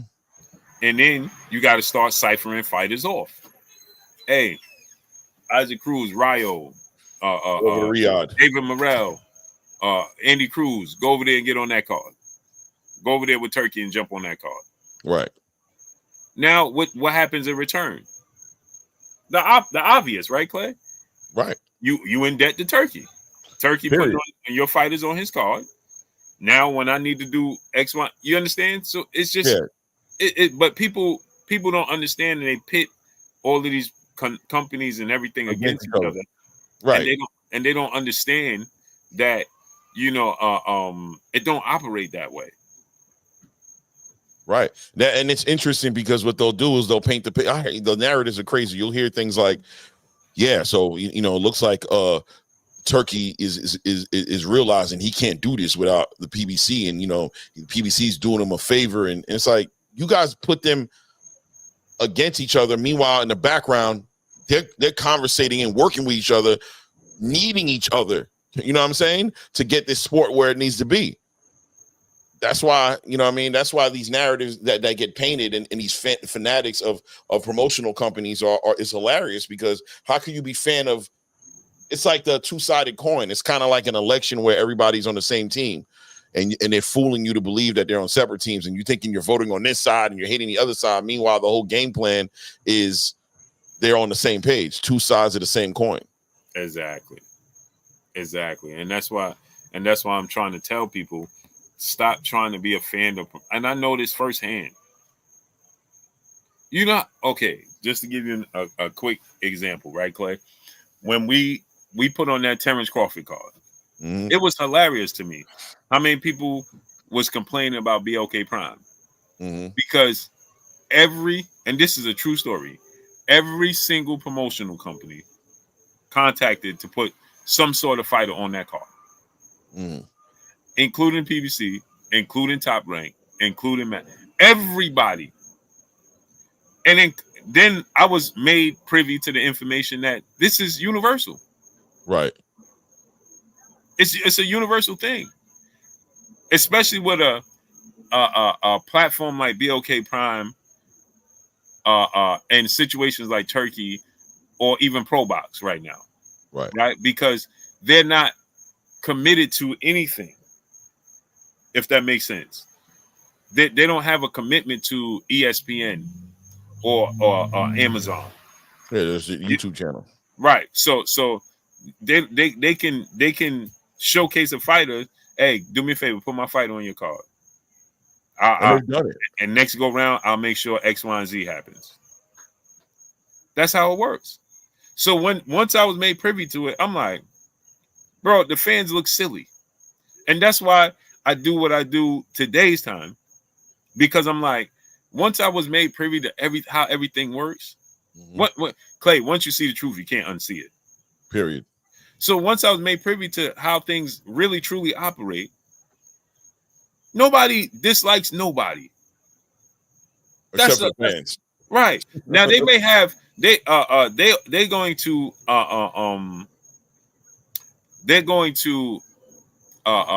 what's the word? They're gonna have spats because it's business. It's business. You know what I'm saying? So of course they're gonna have kick ups and dust ups and spats, and you know what I'm saying? It's just, that's natural. You know what I'm saying? You might feel offended if me, you, and a couple other brothers, we promoters, right? And I contact Clay, and I'm like, hey Clay, man, let's put my fighter versus your fighter. Let's get this fight going. And Clay like, okay, well, I'm gonna need X, Y, and Z, and I could be like, bro, what? Come on, man. You know what I'm saying? Bum bum bum. And you know what, man, all right, man, Clay, I ain't rocking with you right now. Let me go over here. It's natural, right? It's a natural order. But that don't mean we ain't gonna do business in the future, right? It just means right now we at odds. You know what I'm saying? We at a standoff, and this is so wild, Clay. I seen them at a standoff with a particular fight, and then walk away from that fight and be like, okay, well, what about this fight? They put that fight to the side. Right. We won't do business here. Let's do business with this other fight instead. Right. Let's just agree to disagree here. We at a stalemate. But what we gonna do right here? That's how it works. That's why I tell people, be a fan of the sport of boxing, the business and all that. The fighters, you're gonna be made to look like a fool. You just are, because they are looking at the business. GoFundMe said Turkey should get an event a year like Super Bowl. Turkey model will bankrupt boxing. You see, this is what I'm saying. Go sit at the kiddie table. Go back to the kiddie table, brother. Now, how could Turkey's model bankrupt the sport of boxing when the sport of boxing is it functions off of the fans? Right. He can't bankrupt boxing because there's no structure to begin with. Right. In order for it to be bankrupt, you have to have a structure, a foundation. There is none. It's the Wild Wild West. It's wide open. Clay, I I don't know if you're aware of this, but I'm gonna give you some more information. For sure. Let's do this. If me and you right now, Clay, if me and you get a promotional license in New York, right? Right. With the money we have right now, Clay. Right. Right now. Right. With the money, because getting a license don't depend on the money you have. Right. It's like anything else. We could get our CDL, and I might not drive. You might drive here. It doesn't matter. It's just a license to have, right? Right. You're just certified in that area, right? You may not practice in that area, but you're certified in that area. Okay. Now, Clay, do you know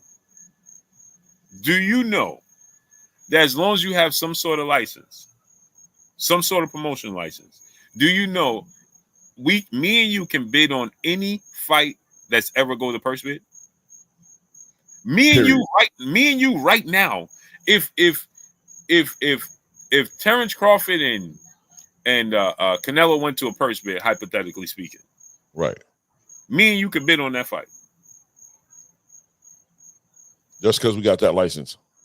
No, because we got whatever money we put up. It's a pecking order, right? Whoever puts up the most money, that's who it's gonna go to, because we got the license. Because we just put the down payment. So let's say me and you hit the lottery, right? And we turn promoters, right? And we say, yo, Canelo versus it's going to a purse bid, right? And let's say they set the market. This example I'm going to give to you is going to clarify and make even more sense to you. It's going to clarify and make even more sense to you, right? How they work together, because they are at the understanding, don't overset the market. You understand? So let's say it's me. Okay, for instance, we have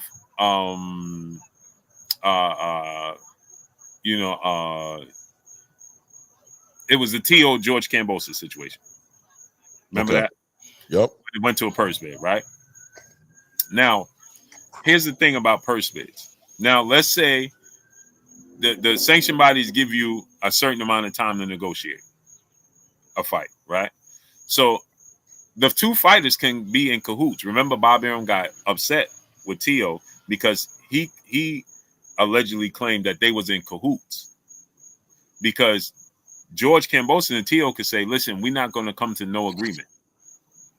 Then it automatically go to a purse bid, because let's say Bob Arum is saying this fight is on, like the brother was just saying, the promoters know the value of the fight. Remember he just said that? Right. Okay, and this is how you know the proof is that's not true. Okay, so let's say Bob Arum could look and say, okay, this fight is to us, it's only worth $2 million, this entire fight, which means now the champion is going to get a higher percentage. He's going to get automatic, and different sanction bodies have different percentages. But let's say it's 60 million. I mean 60%. So you get 60, the challenger gets 40%, right? Right. Now you're getting 60% of $2 million, and the challenger is getting 40% of that, what's left, right? Which is nothing, right? So now, if Teofimo and George Kambosos could say, you know what, Bob Arum is trying to lowball us. He's trying to undercut us. You know what I'm saying? So we ain't gonna take that offer. We'll let it go to a purse bid. Now, once it hit, the promoters don't want it to go to purse bid, right? Because guess what? Blue and Clay can jump into that out of nowhere and reset the whole market. But now what happens is Bob Arum, Eddie Hearn, Al Haymon, Frank Warren, all of the major promoters, Lou DiBella, Oscar De La Hoya, they all have an agreement, okay, where we ain't gonna overbid this fight. None of us. Let's stay in the range that we all agree on. Right. We're not going past 2.5. You understand? Yep. So we stay in that range. So that way, none of us is because they working together to not have to pay the fighters, Clay. Because if I overset the market, okay, now I'm gonna have an issue with Clay overdoing that to me. Now I'm gonna do it to him. Now you got to overpay your fighter. Now I got to overpay it. So they have an agreement, a ceiling. Remember now that fight. So guess what happened? Remember that Bob was mad. Remember Bob was pissed at Eddie Hearn because Bob bid 2.3 million for the fight because that's around. He set it at 2 million, but for bidding purposes, he went to 2.3. He had another 300,000. And remember, Eddie Hearn and Matchroom came in and bid 3.2. And Bob was like, "Bro, what are you doing? What are you doing? This fight is nobody. This fight ain't worth that. You resetting the market. Right. We have an agreement. You understand?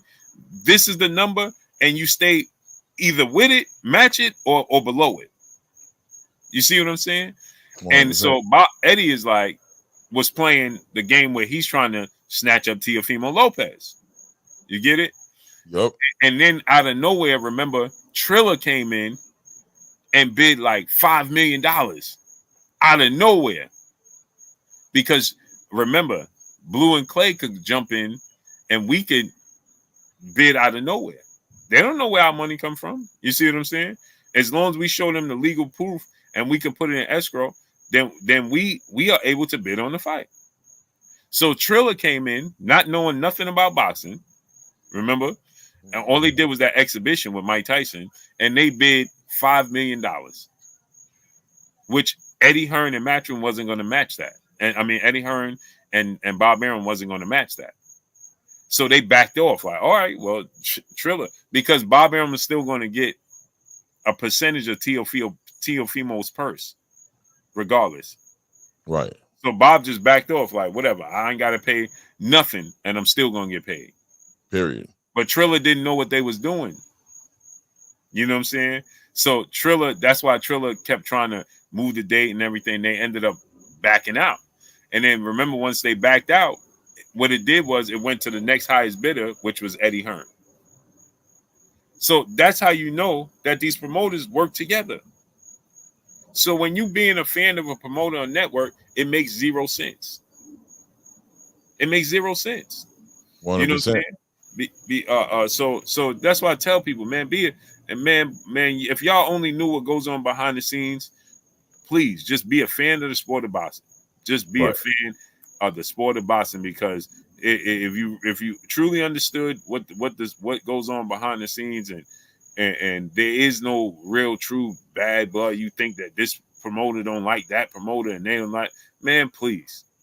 You outside your mind if you think that's the case. Peace and best to my brother Dog Fight in the super chat.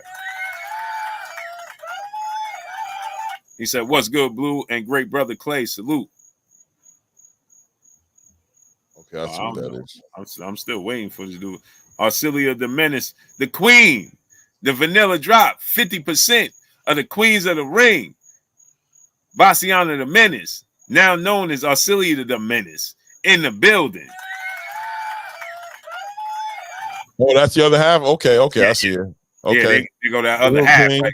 I'm familiar with Nikki. Nikki, we come by the channel. Salute Arisalia. B, I sent you the link. Check your email. Yay. I don't see it. All good. All good. I sent you. I'm gonna send it again right now. Yeah, so that's how it works. You know what I'm saying? That's how these. So when you think that, you know what I'm saying, that when we being a fan of promoters, man, come on, man, be a fan of the sport of boxing. Trust me. It's like the big, what they say in the Usual Suspects, the biggest trick the devil ever played was pretending he didn't exist. Right.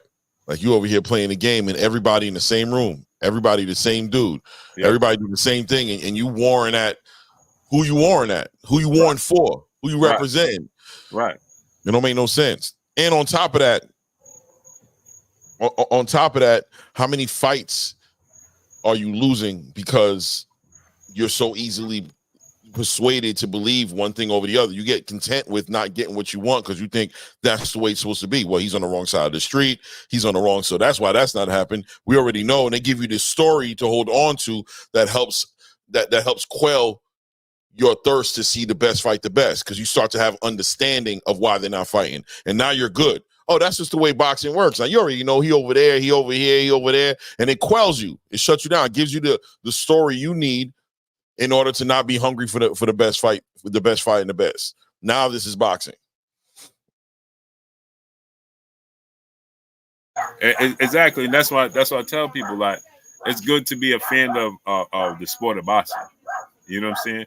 Be a fan of the sport of boxing, then be a fan of the fighters. The business, don't be a fan of the business. Don't be a fan of the business, man. You know what I'm saying? But fighters is trying to eat. You know what I'm saying? The managers is trying to get their money back. Networks want to get their money back from the promoters and the managers. Right. It's a wild game, man. You know what I'm saying? Just be a fan. And their marketing strategies are built around how ignorant they can keep you. Their marketing strategy, right? Like how we're going to give them the fights, what kind of fights we're going to give you guys is based on their ability to control your ignorance. To keep you, the lower they can keep your ignorance, is the same thing kind of like with hip hop, right? Mm-hmm. Like dumb it down. You know what I mean? It covers a broader. There's way more stupid people. There's way more stupid people than there is smart people. Let's get the stupid people. You feel me? Let's get the money with the stupid people. Dumb it all down so all the stupid people can buy it, and keep them nice and dumbed down so we don't have to get the best of the best artists. We don't have to get real talent. We can start coming down on the talent. She ain't got the really sing. We can do this. He ain't really got the rap. We can do this. Right. And the same thing, just bringing it full circle back to boxing, right? To say we don't got to give them the best fights. Fool them into believing that this is what the best fights look like. This is what the best looks like. One guy knocking out, you know what I'm saying? This one dude, that's a great boxing match, right? We're going to give you that. Give you a whole lot of that. Right, and that's what I'm saying. Like, it's best to just do what? Be a fan of the sport of boxing. Please. And the thing is, when being a fan of the sport of boxing, right? Mm. It falls. Everything else falls into place. It all falls into place. That's it. That's all. Yeah, it's a checks and balances, because now you put the proper pressure where it's supposed to be, which is, as a consumer, what do you want? Be focused on that. Be focused on, as a consumer, what is it that you're looking for in the ring? Be that. That way you're not buying what you don't want. You're buying what you do want, and everything will adjust accordingly based on the demand of what you guys want as fans. But when you guys aren't fans anymore of boxing, well, now they start feeding into the other thing, right? It is what it is. It makes a lot of sense. That was a good breakdown. That was real educational for me. Yeah, because the Big Punch, my brother, after the great brother, our special guest, is done. Once we're done, why don't me and you have a friendly wager? Clay could be the referee. We can have a friendly wager, me and you, Big Punch. Since you said I'm not a fan, come show me how I'm not a fan. And let's put $100 on it, and we can put a poll up, and then in the poll, we can see who wins and who loses. I'm a great moderator, bro. Real fair. Trust me, you'll be shocked. I'll keep it 100. I'll tell you. Yeah, you know what I'm saying. Let's make that happen. Big Punch. Let me see. I think I'm sending it. Exactly, Donnie D. In other words, be a fan of what happens in the ring, and be a consumer of what happens in the ring, and stop being a consumer of, because in a minute, I already know we're going to see people walking around with PBC shirts and top rank hats, and you know what I'm saying, probably got posters in your room of Al Haymon and posters in your room of Bob Arum. Like, what about the fighters? What about them, man? Nah, they're not the stars. They're in the background. That's why Al don't even show up and talk to y'all like that. You know what I mean? You don't talk to nobody. Exactly. Yo, Clay, this is a true story. I'm gonna tell you another true story. Do you know, Clay, that there is fighters, right? Mm-hmm. That fight under him, right? I've never met this man. They never talked to him. I believe I've heard the stories. He's like the Kaiser Sose of boxing. Right. You might have met him and don't even know you met him. He was sitting in the room the whole time and you didn't even know it was him, because he ain't gonna say nothing. And he ain't gonna let you know that's him. actual fighters, that's like, bro, I've never talked to him. My team, my team or my manager have talked to him because he don't talk to all fighters.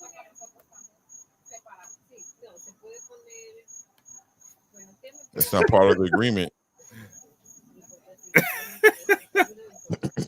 So when people say these things, there's actual fighters, but y'all be like, man, bro, it's weird to me, bro.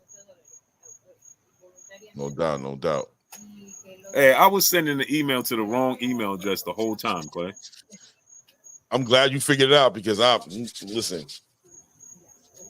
Yo, the whole time. I'm happy nobody ain't hit that link that you sent. That somebody ain't popped up like, hey, what's up? You wanted to talk to me? Like, well, who the hell are you? Nah, you sent me, you told me to come pop up on it. The whole time, bro. The whole time I was sending to the wrong email, bro. Brandon McGee, brother in the super chat, dropping that cinco on us in the super chat. He said, as a true fan of boxing, I can't sit back and let them tell us anything, Blue. Salute, though. Salute to you, brother. Salute to Hulk now, brother in the super chat. Oh, thank you, Hulk. He said the lives with Clay been fire. Salute. There you go, my guy. Senior in the building. What's up with you, Senior? What's up, boss? What's going on? What's going on, man? Man, you hot today. You hot today, man. Yo, most wanted. Yeah, hey, Senior, man. That's my brother right there, Claymore.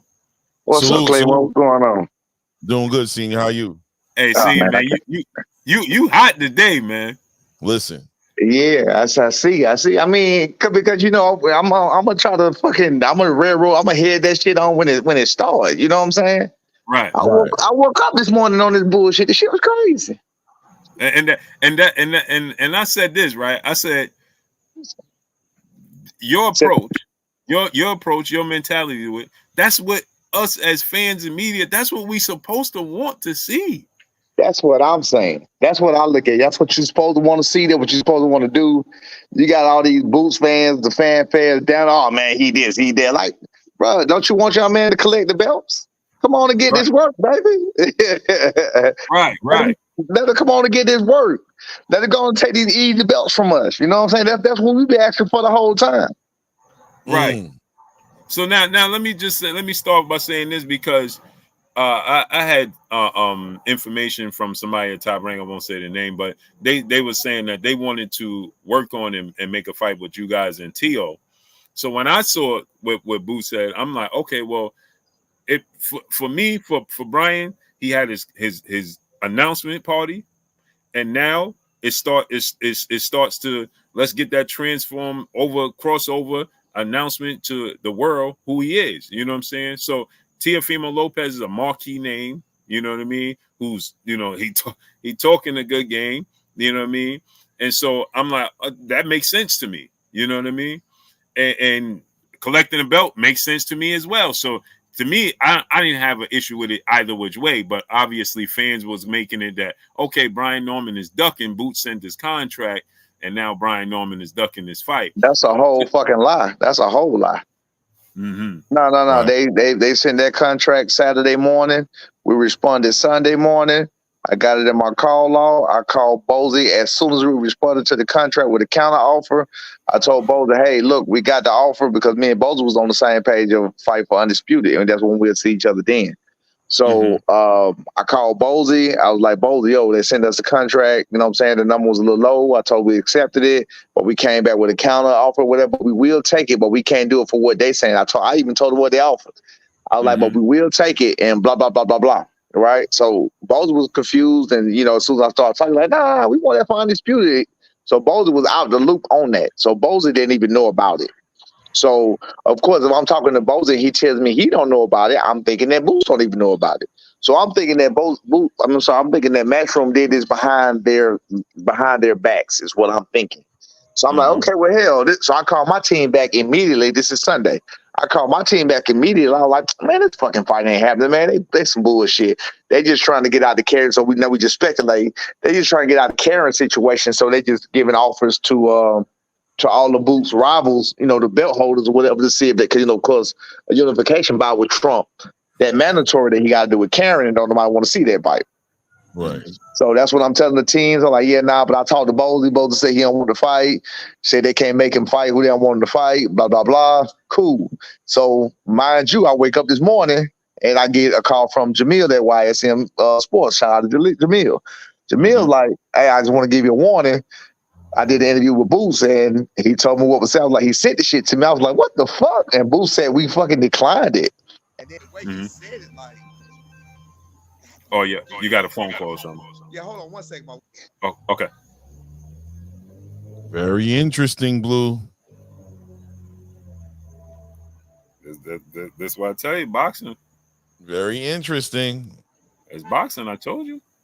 But there's nothing like an open line of communication, right? There's nothing like the ability to do what he did this morning, the ability to get that call from YSM, the ability to speak to Bozy, the ability to, you know what I'm saying? Like that just, it's okay. In the long run, it'll work out. As So long as we're able to do this.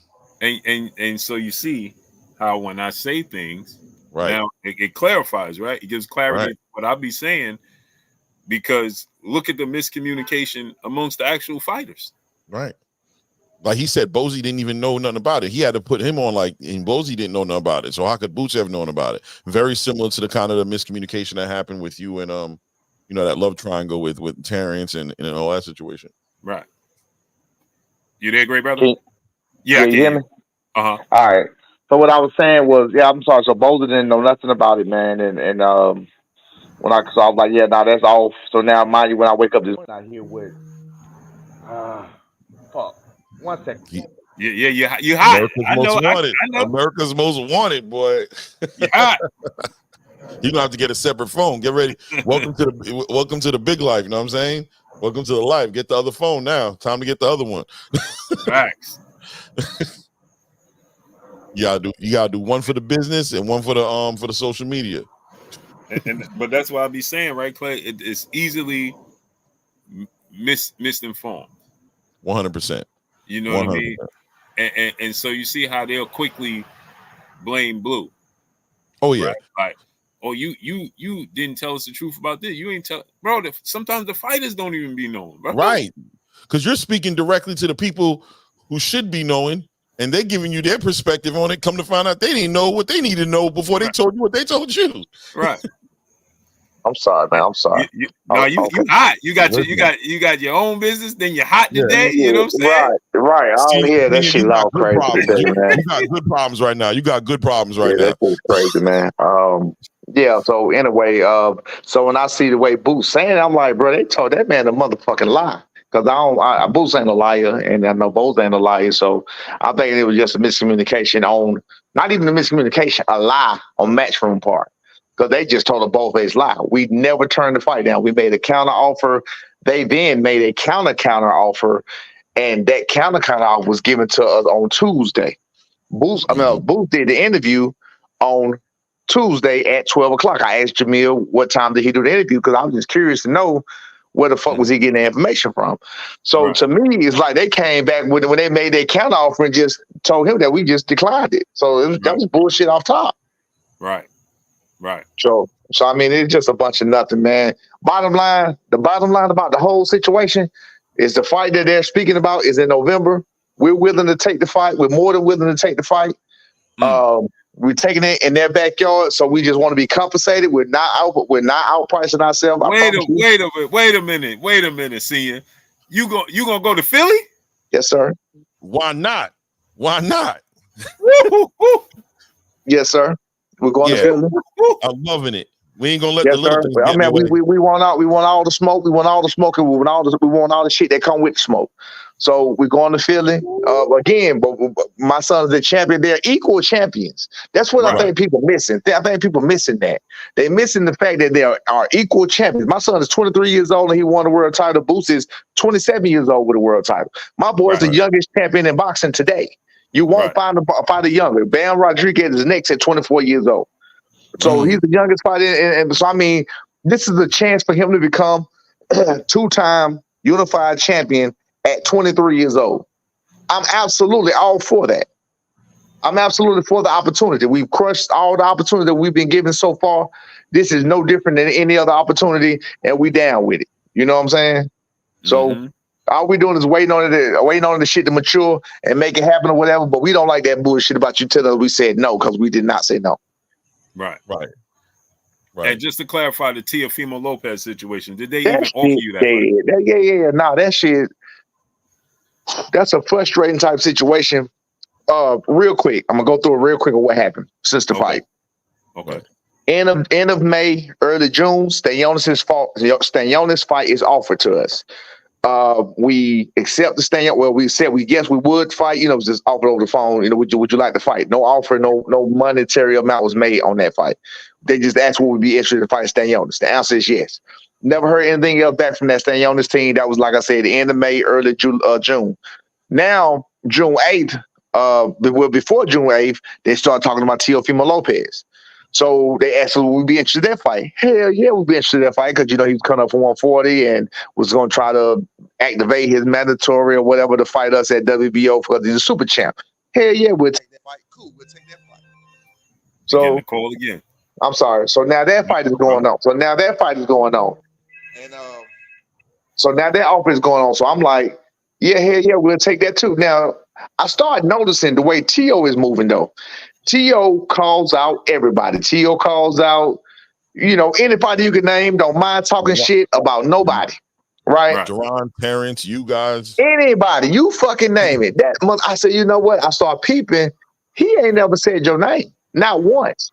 Then he did an interview on ESPN after my son did the interview on ESPN and called him out personally and said, yes, he'll fight him. He'll gladly introduce him to welterweight, yada, yada, yada. I said, bro, even on that interview, Mark Kriegel asked him, would you be interested in fighting Brian Norman Jr.? This motherfucker said, you know what sounds swell? What sounds swell is Teofimo Lopez, 3-division champion at the age of 27 years old. Okay. People started running with that. Oh, he said he'll fight Brian. No, the fuck he didn't. He never said it. He never said he'll fight my son. He never said my son's name until just recently. I think Mill City reached him, and a buddy of mine reached him at Canelo press conference where he asked him directly. And he was like, I don't know where this thing he come out, he ducking. This is the first time he ever said my son's name. And he didn't say it with the right kind of energy that he want to fight him. Yeah, I'll fight him. All I was saying is I want to fight him in this and I want to fight him in that. Okay, well, when the fuck did you say any of that? When he lost his date for Top Rank. He was supposed to fight September 27th. He lost his date at Top Rank because he never got back with him about Brian Norman. That's why he lost his date. T.O. is probably not going to fight no more this year. Wow. That's what it looks like. Yup.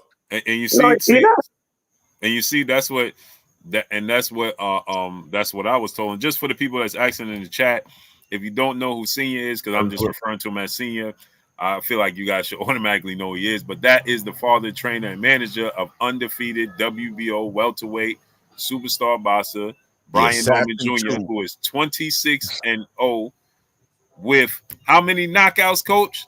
With 20 knockouts. Youngest world champion in boxing today. Yes, sir. Yes, sir. So yeah. I appreciate you. Dropping that knowledge. I know you're hot right now. And like I said, it's just frustrating. And I'm glad that I'm actually glad I'm getting the avenue to put this stuff out there, because people will hear one thing and they'll just run with it. You know what I'm saying? And they just run all the way to fucking nowhere and swear they got the gospel. You know what I'm saying?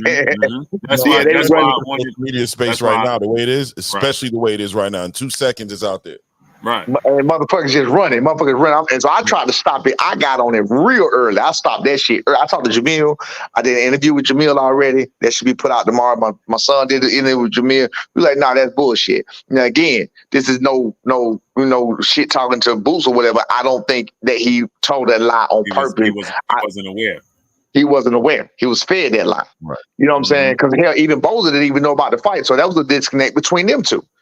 Right. So that means father and son is not even on the same page when it comes to those two. But that's a whole nother story. It's about what the fighter want to do. So if the fighter want to fight, Again, there's nobody else trying to fight. Stylistic is not trying to fight. Barrios is not trying to unify. Nobody's trying to fight. We are willing to fight. You know what I mean? This is a new age of boxing, and that's what I appreciate about people like Boots and Jaleel Haggett or some of the up-and-coming fighters is they're willing to fight the people. You know, even David Haney, they're willing to fight. You know what I mean? Everybody, a lot of other people just want to, cherry pick some shit to make them look good, pick something to do, pick a name to say to make them look good and just, ride that fanfare for a little while. We don't want to do that. We want to fight. We want to prove that we're the best. And if we're not the best at that time, we're going to do what we do to get to be the best. Oh, I'm loving it. And you're telling the truth, Senior, because at the end of the day, it seems like, especially the way Teo carried it, it's like he was trying to build up the biggest fight he could build up, but he was really false flagging. He didn't plan on fighting none of these dudes. He was just trying to build his name up, and he probably wasn't going to leave 140. The power ain't even translated. It didn't even make no sense for him to get in the ring with your son. To be honest with you, it didn't even make any damn sense. So there was no reason. My boy steamroller. I told him the other day, I was asking how you think he'll handle it. He'll steamroll. Of course, he ain't gonna go in, just directly, but as a whole, he gonna steamroll. Period. So we will still take that fight. We will still take Stylistic's fight. We will still take Boots' fight. We will take any fight that makes sense whatsoever. It has to make some kind of sense. We can't fight down. We got certain people calling us out, like I said, Jaleel Haggett again, or even I was going to say his name, but it's only two people even calling us out that will be interested in that fight, and that will be Michael Fox and Jaleel Haggett. But of course, we would need to get them to get on the map and in line to get a strap or something somewhere along the line where we can make the fight make sense. You know what I mean? Mm-hmm. Because you have minimums. You have minimums when it comes to world title fights, and those fights are not worth those minimums at this time. That's all. But other than that, we don't mind giving anybody the opportunity, because just like we was given the opportunity, we will gladly hand the opportunity back down to somebody else. And just to clarify once again, you guys would have been open to fighting Teo September 27th. We absolutely would. We tried. Mm-hmm. Teo stopped responding to Top Rank. Stopped responding. They said they're going to give him 2 days. That's how we lost his date. Never responded to him. Wow. He goes to Top Rank. I heard Brian Norman Jr., your son, say that, he's only aiming to either do undisputed or the biggest fights possible, right? And he included Devin Haney, Ryan Garcia, Teofimo. He mentioned a couple names, but basically said that's all he was willing to do. But you mentioned a little bit earlier that Stylistic was kind of giving you some pushback on getting a fight. Like you couldn't get that fight put together. Now, if the division stays frozen that way, where it seems like undisputed seems like not realistic, right. Are you seeing a possibility considering moving out of the division to aim at other opportunities or not? I never thought about it till you just said it. I guess that's something to think about. Didn't even think about that part. Didn't even think about what if they just freeze it up I didn't even think about that. I don't know. I can't say. Mm-hmm. I don't know. I don't know. We got a super chat. Angry white man boxing. My brother William Old School Ardent saluting the super chat. He said, Brian going to Philly is what a real champ does. Absolutely. We taking on the smoke, man. There's no different. We went to San Diego with everybody against us there. There's no different. To me, and I guess, I stand to see different.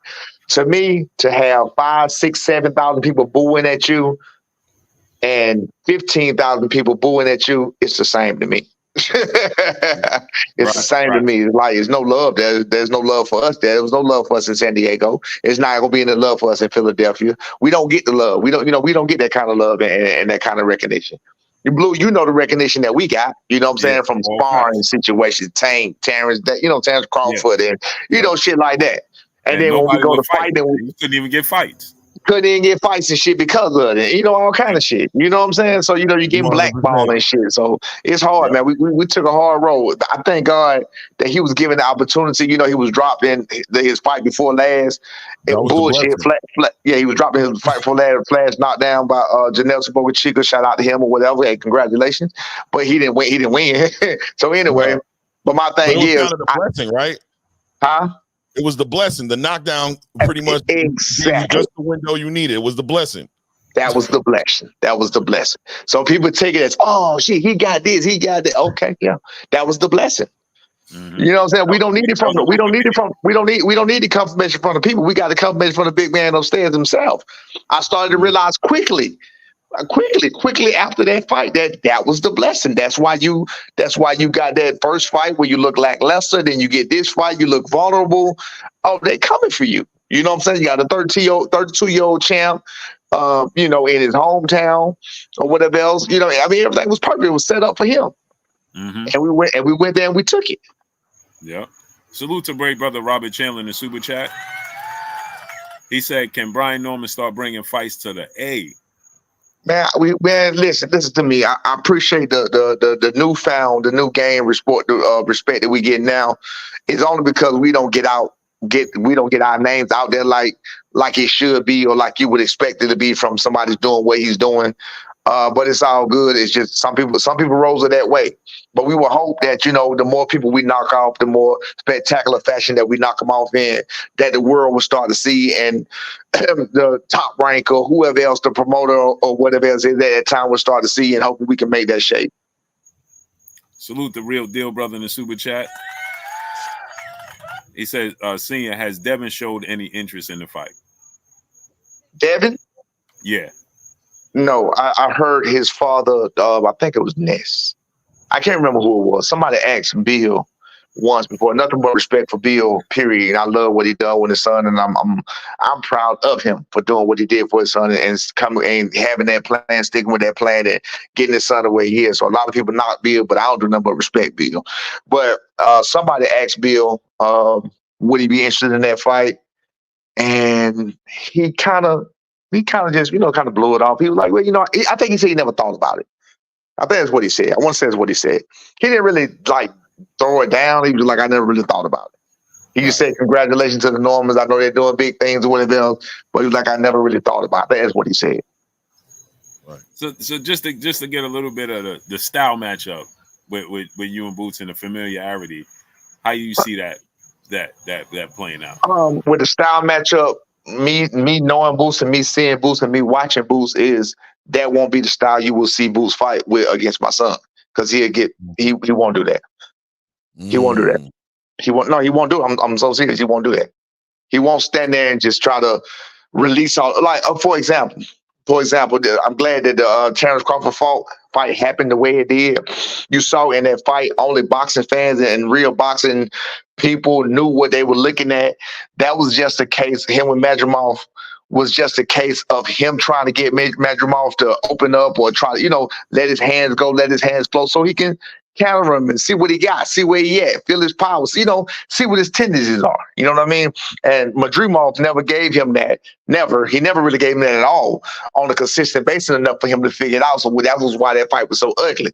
With that being said, you take a fighter like Boots Ennis that loves to throw his hands. He loves to let his hands go. He loves to let his hands fly. Well, you have to admit, you have to understand, it's just like us. When you throw your hands, you're also open. You're open for counterpunch. You're open for, you're open for different things or whatever. I don't think Boots has the power that he needs to be my son. I know that sounds crazy, but he don't. Wow. Wow. He don't. And that comes from sparring. That comes from my son sparring him.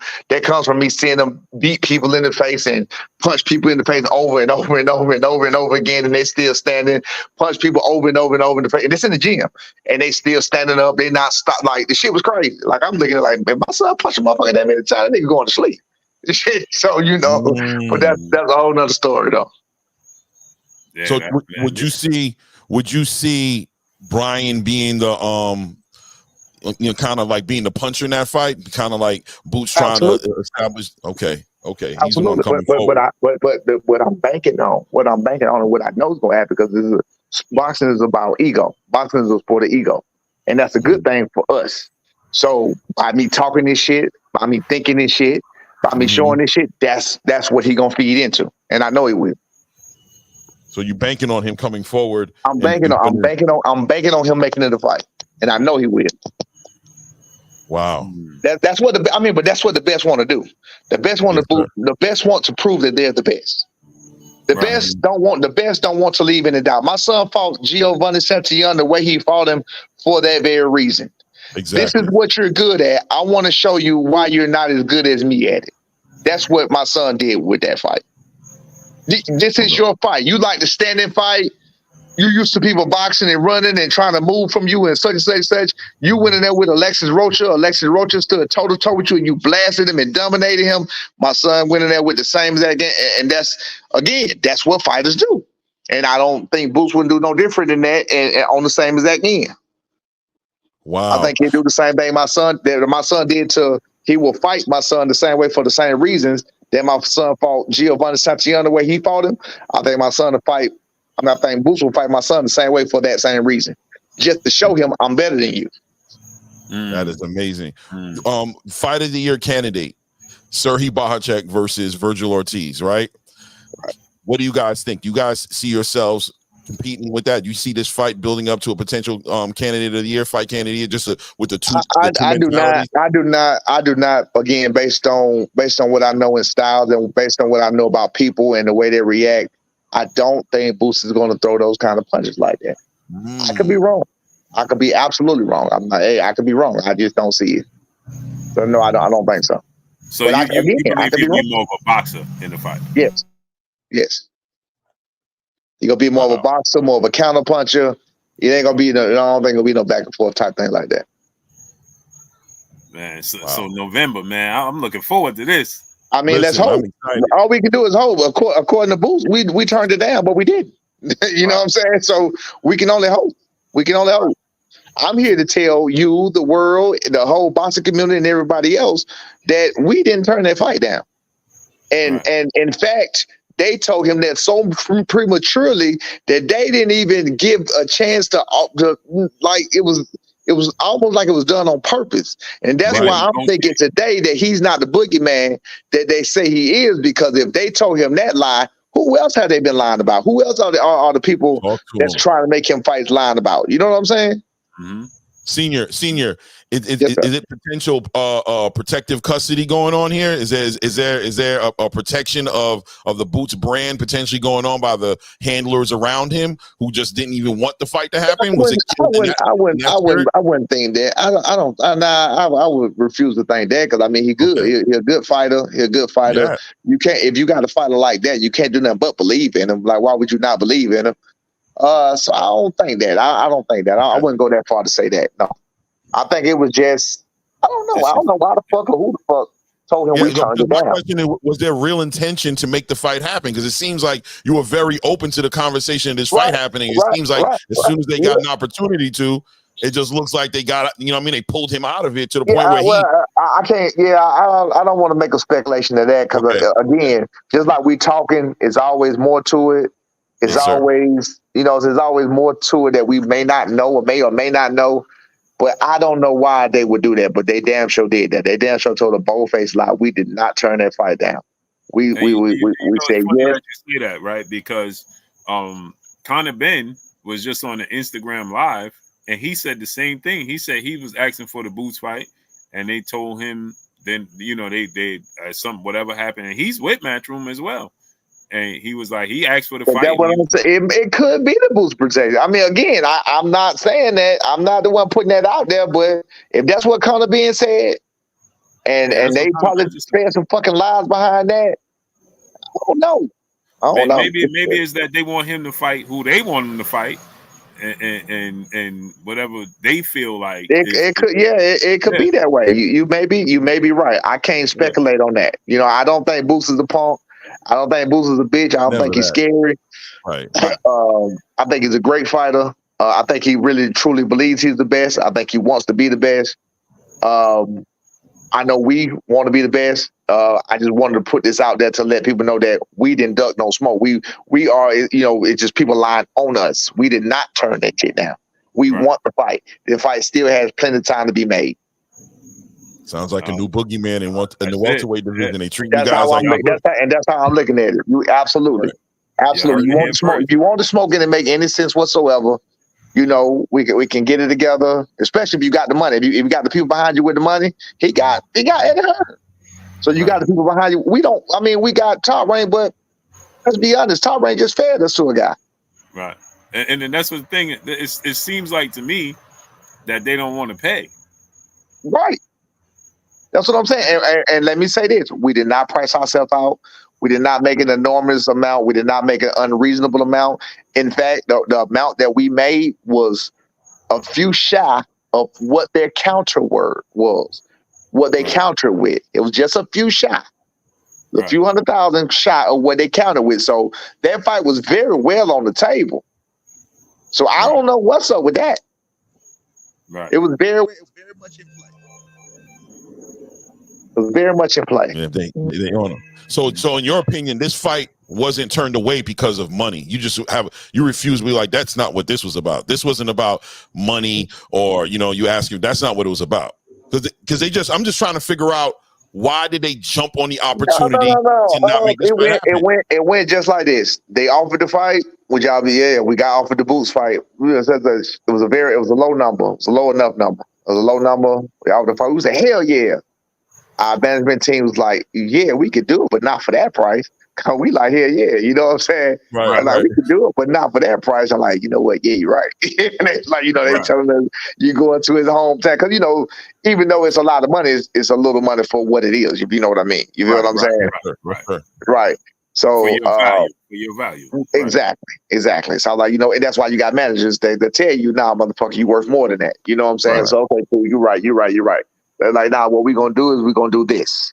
So that's what we did. We went back with that the next day, sent the offer out. I called Bozy the next day to, respectfully, because that's my dog. Hey, look, this is what we're doing.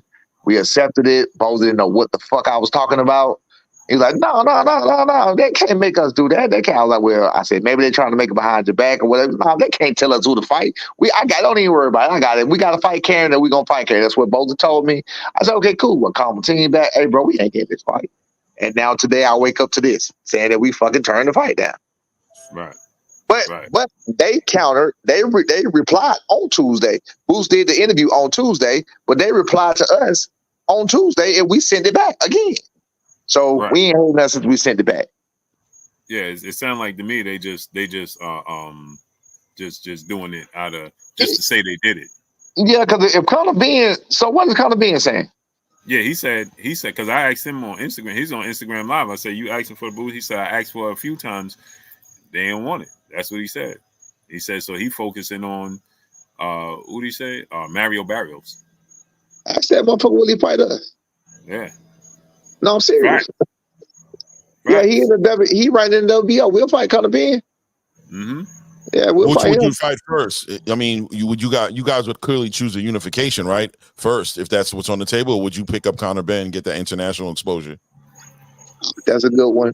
That would be the team of me. I think an easier fight would be Conor Ben.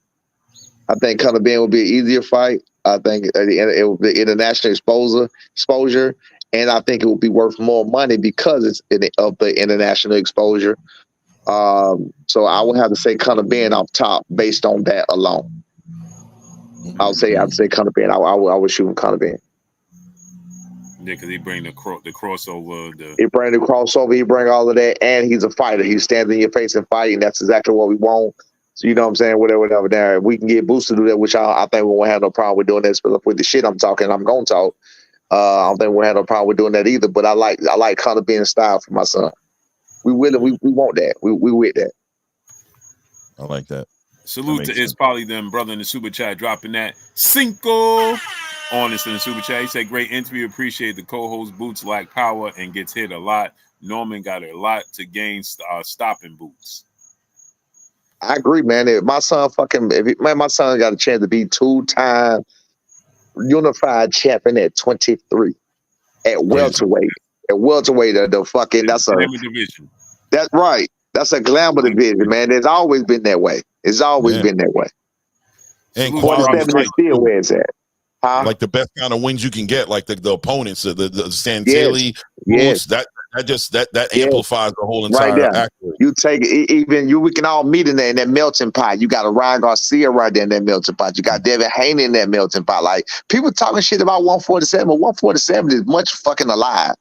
You got motherfuckers, trying to go down 4 or 5 pounds to make this weight to gain this or gain that. But these motherfuckers really welterweights. You know what I'm saying? I think it was just a freeze out with the titles with Terrence, and they just couldn't see the route to Undisputed. But now that he's letting go of the belts, now that he go, people coming back. Right. Yeah, no, the welterweight division finna open up, man. There's no choice. It got to open up. And then another thing that held it up too was the fact that we were supposed to get the rematch clause with Terrence and Errol too. Right, that held it up a whole lot. But man, but bottom line, I'm just glad that we got the opportunity, and you know, I think the opportunity was by design, and that's why my son went through what he went through, and we still going through what we're going through, and shit, we accept it all and receive it all, and it is what it is. We willing to take on all that shit and keep going, but we do want smoke. You can best believe that this ain't no Instagram talking. This ain't the motherfucker on Twitter deleting posts and fucking making them. This ain't fucking Teofimo calling out. No, we saying we'll fight. We will fight. There's no reason why we can't fight. We will fight. Salute to Robert Chandler in the super chat, dropping that Cinco on us in the super chat. He said, as Brian Norman is building up his resume as a trainer, what additional skills do you want your son to sharpen based on previous fights?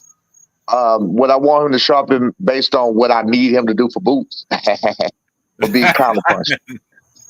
Would be his counterpunching. I want him to get, because Boots is a tremendous counterpuncher, and I would like him to work more on his body work. Boots is a tremendous body puncher. You know what I'm saying? So he's a tremendous counterpuncher and a tremendous body puncher, or whatever. So I would like him to work on those more. And that's to be honest with you, that's really based on Boots. Salute to RC, brother, in the super chat, dropping that Cinco on us in the super chat. Everybody in Boston needs this energy. 100. Man, refreshing. I promise. I agree. Yeah, but you gonna have the son. Oh, he lying. Y'all just seeing me twitched. Yeah. Y'all see he was rubbing his head when he was talking. Yeah, he's nervous. Yeah, they're gonna read your body. Look at his mannerisms. He don't mean that. Look at his mannerisms. He don't mean that shit. I seen him look off in his face 3 times. look how many times he blinked when he said it. He's nervous. You ain't see?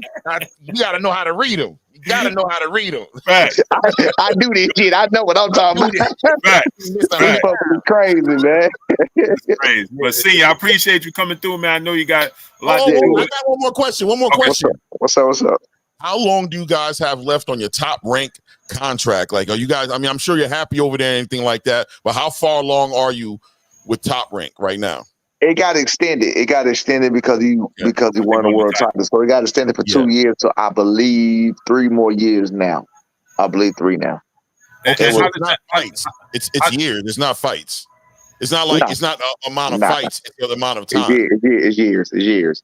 Okay. How does that work? How does that I'm glad you asked that, Clay, because how does that work with doing the deal with Boots, seeing as though Boots is a matchroom? How's the communication with them with making this fight? That's what we went through. That's what I'm saying. We just reversed it right back. Matchroom they took the proper channels. Matchroom went to Top Rank. Top Rank went to our manager. Our manager came to us, and we reversed it. We reversed it right back.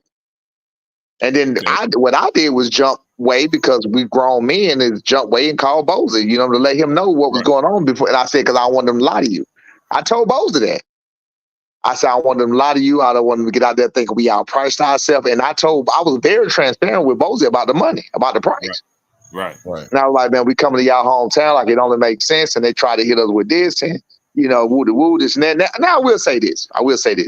What I said to Bozy was, I said to Bozy the exact counter price that they gave us back, because they asked for more than what I said. Mm-hmm. I told Bozy that we asked for the exact counter price, because that's what I thought it was going to be. Now, they came back with the exact price I said, right? Mm-hmm. So that's interesting as fuck, too. So there's no reason this fight can't happen. Right. There's no reason this fight can't happen. I think the communication is beautiful. The key, the ability for you guys to reach out to each other, it moved a lot of BS out the way, and everything just came out to the surface. Now just listening. Apparently not, because Boots think he's the big dog and people scared of him and won't fucking fight. That's a fucking lie. So apparently not. That motherfucker's like, hey, did y'all see the video? Did y'all see the video? Yeah. Yes, did you see his manner? The man sitting over there like he on a fucking throne, bro. Get the fuck out of here. Shout out to Boots, man. He doing his thing, but listen to me. You are a 1 division world champion. You are a 1-time world champion. My son is a 1 division world champion. He's a 1-time. He's not. My son has Boots has never fought a 50-50 fight. He's never fought a 60-40 fight. He's always fought a fucking 70-30, 80-20 Right. fight. He's never fought that. My son just went in there and fought a motherfucker that people didn't think he had a chance against. When he fought Quentin Round, the Olympian, the people who know boxing didn't think he had a chance at that. I mean, my son went in there, he took a few chances. You know what I'm saying? He took chances when they thought they was fucking taking him out. He fought undefeated fighters. You know what I'm saying? How many undefeated fighters did Boosie fight? What, 2? How many did he fight? Did he fight undefeated fighters? I don't know. I have to check his box right. I think Cameron undefeated when he fought him. I think so. Oh no, he had one loss. How many did you see that he fought? Because don't tell me that motherfucker ended up being fought an under person. Because once you get your first defeat, that does something to your mental anyway. So that motherfucker better have fought an undefeated person. That's one thing. That's a good question. Let me check that out. Yeah, but I want to know this shit. He's never fought a fight where he's never fought a fight where they gave him any chance whatsoever of losing. Custio Clayton was undefeated. Okay, good. And Armando Alvarez was undefeated. Who the fuck is Armando Alvarez? So he fought two guys that was undefeated. Armando Alvarez and Custio Clayton. Okay. Armando Alvarez was 18-0. He knocked him out in the third round. I guarantee you was 18-0 from Mexico. Let's see. Who, Clayton? No, Armando Alvarez. Oh. No, he's from Florida. Oh, okay. That's good then. That's solid. Yeah, solid. Oh, he told too. 6'1" with an 80-inch. Yeah, that's solid. That's solid. That's solid. That's good. Well, bottom line is, to me, again, people giving him all this fucking limelight that I don't believe he earned. Shout out to him for having it. But as far as the accolades for what he's actually accomplished, he has not earned them. He's not earned them. He's not earned them. Like, my son is a world champion at 23. Boots wasn't a world champion at 23. My son is 26-0 at 23. Boots wasn't 26-0 at 23. You know what I'm saying? Like, it's all about how you want to look at it. Yes, sir. So but shout out. Basically, what you're saying, Coach, is that you got to show me. That's what I'm about you to say. You got to show me, bro. Yes, you got to show me. You can't just you can't just tell me who the fuck you are, and I'm gonna bow my head. Like, okay, no, bitch, we don't work that way. You know what I'm saying? Again, shout out to Bowser because we got blackballed for a while after that tank shit. You remember that whole tank debacle? Is what I'm gonna call it. And we got blackballed behind that. Bowser reached out to Showtime to try to get us on, but Steven Espinoza is a hoe, and he was playing games and shit. But he was talking to Bowser like, yeah, no, I like them, and I got a problem with Cameron Duncan, but while at the same time dealing with Cameron Duncan with Boots and dealing with Cameron Duncan with Brandon Lee at the time. You know what I'm saying? Like, get the fuck out of here, man. Just a bunch of bullshit. It was a blackball because of that tank shit, all because of Spawn. Mm-hmm. That's all it was about. You know what I'm saying? But I'm saying this to say that I just want to give a shout out to Bowser for doing that for us. You know what I'm saying? So that's just part of the hard road that we had. We was froze out for damn near a year or so because of that, and nobody just wanted they didn't want to touch us. So we just, that's how we just had to find a new home, and that's how we ended up at Top Rank. Yes, sir. Yeah. Dancing partners, man. That's what's needed in the game to get the boxes checked. It's all about them dancing partners, man. And it looks like you got some this energy because the fact that it just think, and shouts out to YSM because if he never did the interview, you might not have never knew. Boots might not have never fucking right. Nobody would have ever knew. That's why I don't know. You saw my post, Blue. Then that's why I made the post. So this why they call it. They on him. They on him, Blue. Facts. This is a good one. This is a good one right here. Yeah. This is a good one, man. Can you hear me? Yeah, my bad. And what I was saying is that's why I'm like, damn. So that's why they call him the Boogeyman, because they don't tell him who the fuck they lied to you and told you who don't want to fight you. It's a fucking lie. Right. It's a lie.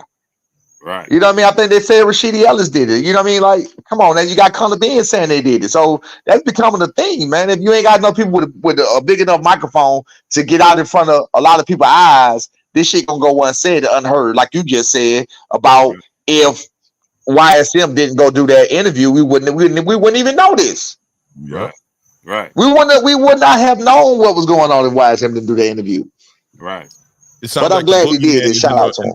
in the promotional companies. Like it sounds like there's a boogeyman lurking in the promotional company somewhere. Somewhere there's a boogeyman in there. That's what it sounds like. They're trying to fucking create. Yeah, they just trying to fucking create a boogeyman or create this and that. Again, bottom line, one thing Boots do say that I agree with. He said, "Man, all this talking, man, fuck, that's fine, bro. Well, let's get it then." You know what I'm saying? As long as we're on the same page. We wasn't on the same page. Now we on the same page. You want to fight? We want to fight. Shit, there's no reason we can't make this happen. Go to. The best part I like about it is now Matchroom is on the spot now. Absolutely, they're on the spot for telling that fucking lie. They are absolutely on the spot. Yeah, cause now and you agreeing to go to Philly. You top rank on board.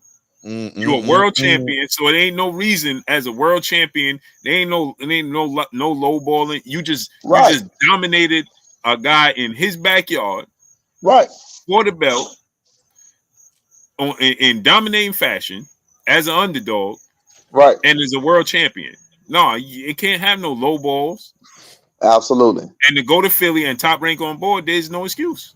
There's no excuse, undisputed. Undisputed. Both fighters have made it clear in public that they want undisputed and they want unifications. There's no reason for the negotiations in this particular fight to have gone this way. It just seems sabotaged. That's what it looks like from the outside looking in. Oh, he fell off. That's the. But what I Clay. Yes. What I keep saying, and then this should be a testament to what I always say when people say I be making up stories. You look how they doing the fighters. Yeah, look how they doing the fans. Right, but no, but if they go on to senior and hey man, just to save face to me, it's just to say you touch base. Mm-hmm. You know what I'm saying? Not that's actually. That's what I'm thinking. That's what I'm starting to think. What went on? Right. That's what I'm starting. Yeah, that's what I'm leaning. I'm leaning towards that because I can't think of no other reason they would lie to him. Right. So that way they could go back to Boots and be like, "Hey, we did our. We tried. Right. Yeah, we tried. Right. We tried. Right. That's because Boots on the flip side is like, "Hey, man, make this fight, make that fight, make this fight." So now you got to come back and satisfy him. Hey, we tried, bro. We tried. Right. We tried, bro. Yeah. No, hey, look, we tried, bro. You know, nobody want to fight you, man. Nobody want to fight you, man. We can't get a fight. So now they get a fight with Karen or whoever. And don't got to pay him, right? And don't have to because too. Let's be clear here. Oh, sorry, fellas. Let's be clear here. When you have Brian Norman versus Boots in a unification bout, now you got to pay for production. It's a big fight, right? Where you might not have to spend so much money on Karen. You don't have to spend so much money on production because it's like, all right, it's just the IBF is forcing this on us. We got to take it. You know, the fans will be all right. The expectations is low. Absolutely. Right. So they ain't got to go in their bag. The expectations, if he was to fight Conor Ben, there's money got to jump out your pockets. Absolutely. Yeah. Yeah. And so is Conor Ben still banned over here? He banned in the UK, so he got to fight here. Yeah. He fought here already while he was banned, so he got to be able to still fight here. I would think. They upheld it because him and Eddie had an appeal like a couple months ago. How long is he banned? Is he banned for good? No, I think he got still like another year, if I'm not mistaken. Oh, okay. Well, for the PD? Yeah. Okay. But he got to fight because he stay active, so he got to fight here. Right. Hey, we willing to take it. Yeah. It's a and the best part about that, and no slight to him or nothing, no disrespect to him, but the best part, if he fought Mario Barrios and beat him, you pretty much stuck here now because you going back to UK, unless he tried to drag people to UK as a champion. But regardless of the fact, now you're gonna have to either fight here in the States and fight champions, or you got to do something now. You know what I mean? Right. So. I think it's just interesting. It just looks like, not to say protective custody in a negative way or shine any kind of light in a negative way towards Boots, but these promoters, man, they try to protect it. They look at the investment and they see the risk and they start making these decisions. They kind of start showing themselves like you don't got as much faith in your fighter as you say you do. Why? It just doesn't look like you do. You know what I mean? Because I know Boots wants it. I believe on my whole heart. No. Boots a real fighter. He a real fighter. Yeah, Right. that's what I'm saying. It's to satisfy Boots. Hey, we did our homework. We, you know what I'm saying? We knocked on a few doors. We kicked over a few stones. You know, like I said, it was told to me that Top Rank was trying to make you guys with Tio.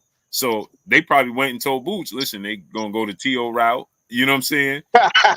right, Yeah. lying The whole motherfucker. lie. Like Yeah. you're Hey, talking about it, if it's that's what they horrible. told me, It's horrible. right? It's a If whole that's what lie. they told me, so imagine, you know what I'm saying, what they told him.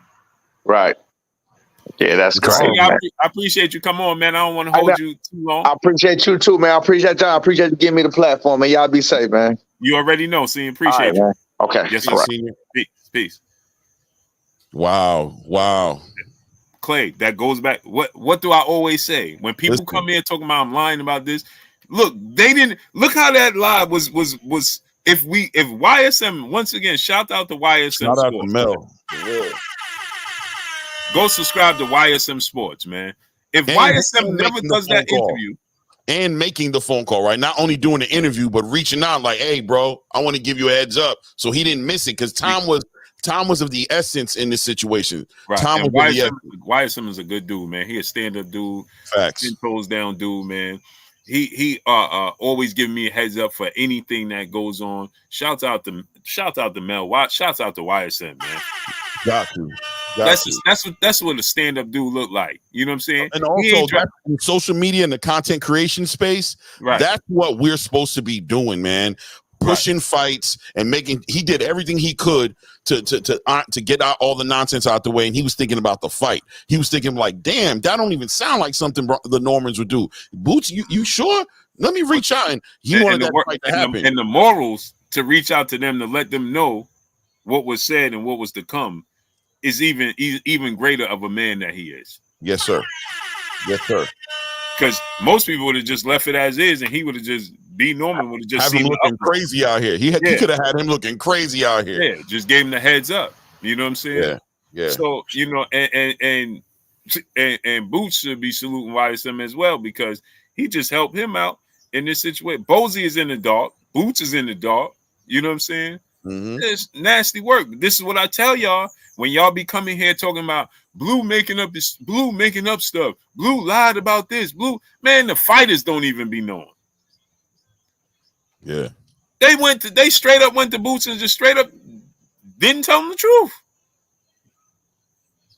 Nasty work. When you just connect all the dots, right? When you connect the communication, the fact that Bozy was outside of the loop, when you connect the fact that his counter offer wasn't an unreasonable counter offer, when you connect the fact that he's willing to go to Philadelphia, you know what I'm saying? He's willing to concede to so much to make it happen. And when you connect the dots with how bad Boots is concerned with his unification, and that's probably a selling point as to why he's over there with Matchroom to work with Eddie Hearn. And as soon as you guys get the first opportunity to actually fulfill what you say you're going to do, you move like a snake, bro. You cut the fight down. And you not only do you cut the fight down, but after the performance he just had, which was a great performance, you're going to stick him back in the ring with the worst fight he ever had in Philadelphia. So you risking his brand again, putting him in a position where he's fighting a fight. And shout out to Senior, because I understand what he was saying as far as like him not getting 50-50 fights or 60-40 fights. It's not because of him. He wants to fight the best. But, now he has a belt. Before he was getting ducked because he was a high risk, low reward fighter. He couldn't get those big fights because he was always the biggest risk. Similar to what Senior went through with all the sparring history he had with the fighters. If he didn't get knocked down in that fight, right, and suffer that, couldn't get that no contest, he doesn't get into that fight with Santillan to become a champion because they're gonna duck him because he's a puncher. He's a risky fighter to be in the ring with, and they treated him the same way right now. Whoever was at Matchroom, I don't know if it was Eddie or whoever it was, treated him like that. Like, nah, high risk, bro. We don't want to put Boots in there. We just got him. I could picture it. We just got him. We want to be able to get money off of him. His value is in him holding that belt. If he loses that belt, we're going to be in the same boat Cameron was in and Showtime was in. Nobody's going to want to fight him because he doesn't have the belt. You see what I'm saying, Boo? They protected it. They wanted him to stay, make it easier for them to make future fights. And and most importantly, they doubted his ability to win that fight, or they thought he could lose it, however you want to look at it. And Clay, what did I say about the Terrence Crawford situation with him? I said Matchroom ain't trying to put him in there with Terrence Crawford. Right. Because why would you It's the ROI. Yes, sir. It's the Talk number about one it. rule in business: return on your investment. Yes, sir. Okay, he very well could be Terrence Crawford, but they don't want to take that chance as a business. Right. And so, but you know what's so wild about it is because when Conor Ben said it the other day, I just chalked it up like, man, Conor Ben ain't trying to fight. Right. That's Right. what I ain't even do a video about it. I just was like, Conor Ben ain't trying to Yeah, fight. you hung up the phone like, all right, bro. I hear you, champ. Man, this dude over here playing games, bro. I could already tell he don't want to fight. On to the next one. Same old, same old. Wow. Only to turn around and look at this. Only to turn around, look at this. So the same thing. This is why I be telling y'all when people be getting, when I be giving y'all information, and then people be like, no, you lied about this, you lied about that, bro. This information be coming from credible people, but you don't know how to what is the pecking order. Right. So if I pass you the information and then you pass this person in, and then somebody don't want to do something, Yup. then the line gets cut. How many content creators put out a video today calling Brian Norman a duck? How many? I don't know yet. I haven't seen, but I bet you how many came out and just called this man a whole entire duck, bro. Right. But the thing about it is, right, Clay, is that they right, because essentially that's what Boo said. Right. Even my title, when I did a video, I said Boo said Brian Norman's ducking. Right. Because that's what he said. He said we sent the offer and he turned it down. Right. That just shows you how the information can go viral in a second. Like I said earlier, the time was of the essence. Right. Time was of the essence in this situation, and that's why you gotta celebrate Mel from YSM. You gotta celebrate people like that who are able to get in front of a situation like this and give a fair shot and an opportunity to somebody like Senior to rectify it before it goes crazy. And it already kind of started going crazy, but once again, time was of the essence. He saved it, in my opinion, because everybody in this chat is super excited about this fight happening now. There's going to be a lot of pressure put on Matchroom now. I'm sure Boots is going to put a lot of pressure on Matchroom right now. Like, what in the hell is going on? Why is this man saying that he accepted this fight and y'all telling me I got to go fight Karen? Y'all, I need some clarity. Y'all got to talk to me. What the hell was that about? What are you talking about? Y'all gonna make me go in there with Karen? You know damn well I ain't trying to fight no damn Karen. And the frustration on Boo's face when he was like, I ain't trying to go backwards. He looked like he was this close. Let me tell you something else. He looks like he was this close to being like, I'm going to 154, which makes you start to see the chess pieces start moving around the board to wonder what is going on over there, bro. He was. It looked like he was this close to being like, man, I think I'm just gonna go to 154, bro. I ain't gonna hold you, bro. I ain't gonna do this no more. I don't care what he tells me how easy he's making that weight, Boots. I mean, Boots, Blue. I don't care how much he's saying he can make that weight easily and he ain't got no problems. I don't care, bro. That man is a 154-pound fighter right now. He's ready to compete at 154, and I think the powers that be around him. I don't want to speculate, but I'm just saying at the end of the day, it looked like he was about done with 147 in that interview at YSM. Well, you know what it is he's just trying to collect his accolades. Right. You know what I'm saying? He want that title of, like B. Norman Sr. just said, that title, that's a glamour division. Yep. Yeah, you a welterweight champ. He said, I want to be undisputed. 100%. I want to be called the undisputed welterweight champion before I move on. Right. And look, now he got to look at it and be like, hold on, man. Is the people around me keeping me from this fight? Ooh, that got to make you paranoid. That got to make you feel some kind of way. I don't care what you say. That got to make you feel some kind of way. For this to turn out like this, first of all, count your blessing, Boots and Brian Norman. Count your blessings. Shout out to YSM, to Mel again. I don't know how many more times we're going to say it on this show, but I don't know if we can even say it enough. Shout out to him because he played a major, major role in this being uncovered the way it is. But that's got to once again put you in that mindset like, damn it, bro. I just came out of a situation like this with Cameron Duckett. I literally just came over here, took a chance, believe this dude. Turkey's over here. Eddie Hearn is all about making unification. He knows what I need. Every time he's in front of a microphone, Eddie Hearn is saying, my priority is getting Boots Ennis unified. That's what my job is. That's what I'm here to do. He makes it sound, you're just like, yeah, that's it, Eddie. And then you get the opportunity, the first opportunity you get at doing it, and a huge fight, by the way, stylistically speaking, is going to be right on the, as far as I'm concerned, is going to be right in the conversation with that Virgil Ortiz, Sergey Bahachuk fight. So it's going to be a great fight, but there's going to be some risk there. We're not going to deny. There's going to be some risk there for both the guys, and these promoters are shying away from the risk. And check this out, Clay. Mm-hmm. Two more things.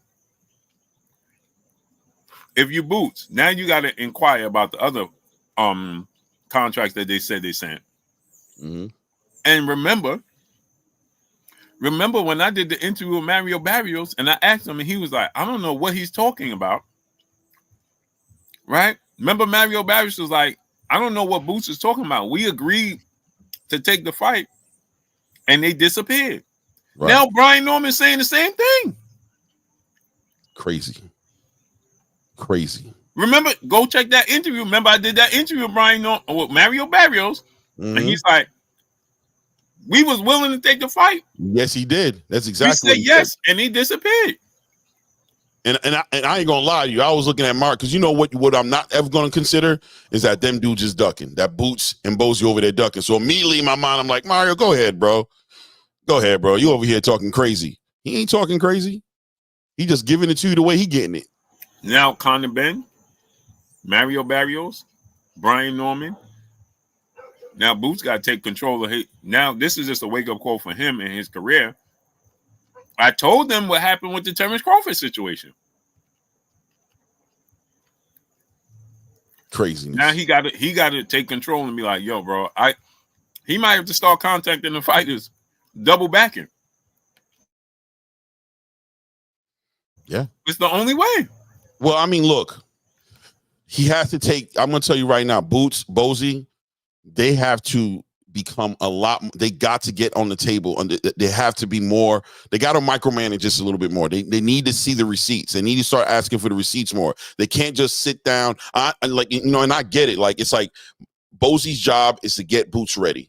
Boots' job is to be ready. And you would hope that when you hire a promoter and a management that you can trust them, that they're doing their job, and you feel like if everybody's doing their job, we should be on the same page. But this is not the kind of business this is. Shout out to Terrence Crawford once again, who did that interview. It was a great informative interview, one of the best interviews I ever seen him do with Andre Ward, when he was explaining the extent he had to go through in order to make sure that fight happened with Errol Spence, because it seemed like there was a lot of boogeymen. And I'm going to start calling y'all that. Forget these fighters getting called the boogeyman. The boogeymans are the promoters.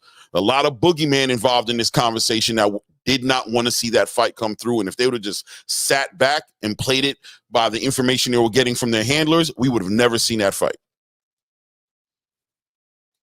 Never seen that fight happen, man. It's weird, man. Right, like he Pac. Jay Pitt said, Boots got to start walking around like he Pac. Look, you got to check. You got to want to see the paperwork. You got to want to see the receipts. He said no. Let me see. What y'all offer him? Right. What did he say back? Why would he say no? You know, Bozy, call Brian. Yo, what you said no for? They called you. I thought y'all was about that life. You guys see now, right? I hope you're seeing now, and I hope that motivates you guys to get involved with, because Brian ain't playing that.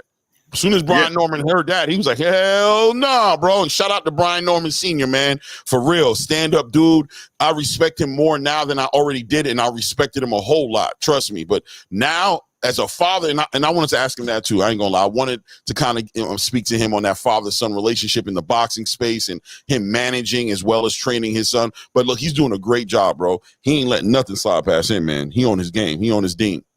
Now, I we'll just bring him back on. For sure. Because when you realize that he was realize that he was already here for an hour? Oh yeah. Well, you already know how we gonna do it. I'm trying to tell you, bro. You already know how we gonna carry it. It's gonna be difficult to walk away from us. It's gonna be hard. I'm telling you. Facts. It's gonna be difficult. You're gonna have to do it like you did it. Hey, man, we just going. I know already. We doing it. Right. Because they don't want to be like, yo, I gotta 100%. Go. But I know his phone is blowing up. And he got multiple businesses on top of that, so ain't no telling what today was unexpected. So that's why I ain't want to be like. You did the right thing. You did your job. I was doing the other job. I was going to hold him here all day. I You did Terrence the right Trotter. thing, though, trust me. Salute to Terrence Trotter in the super chat.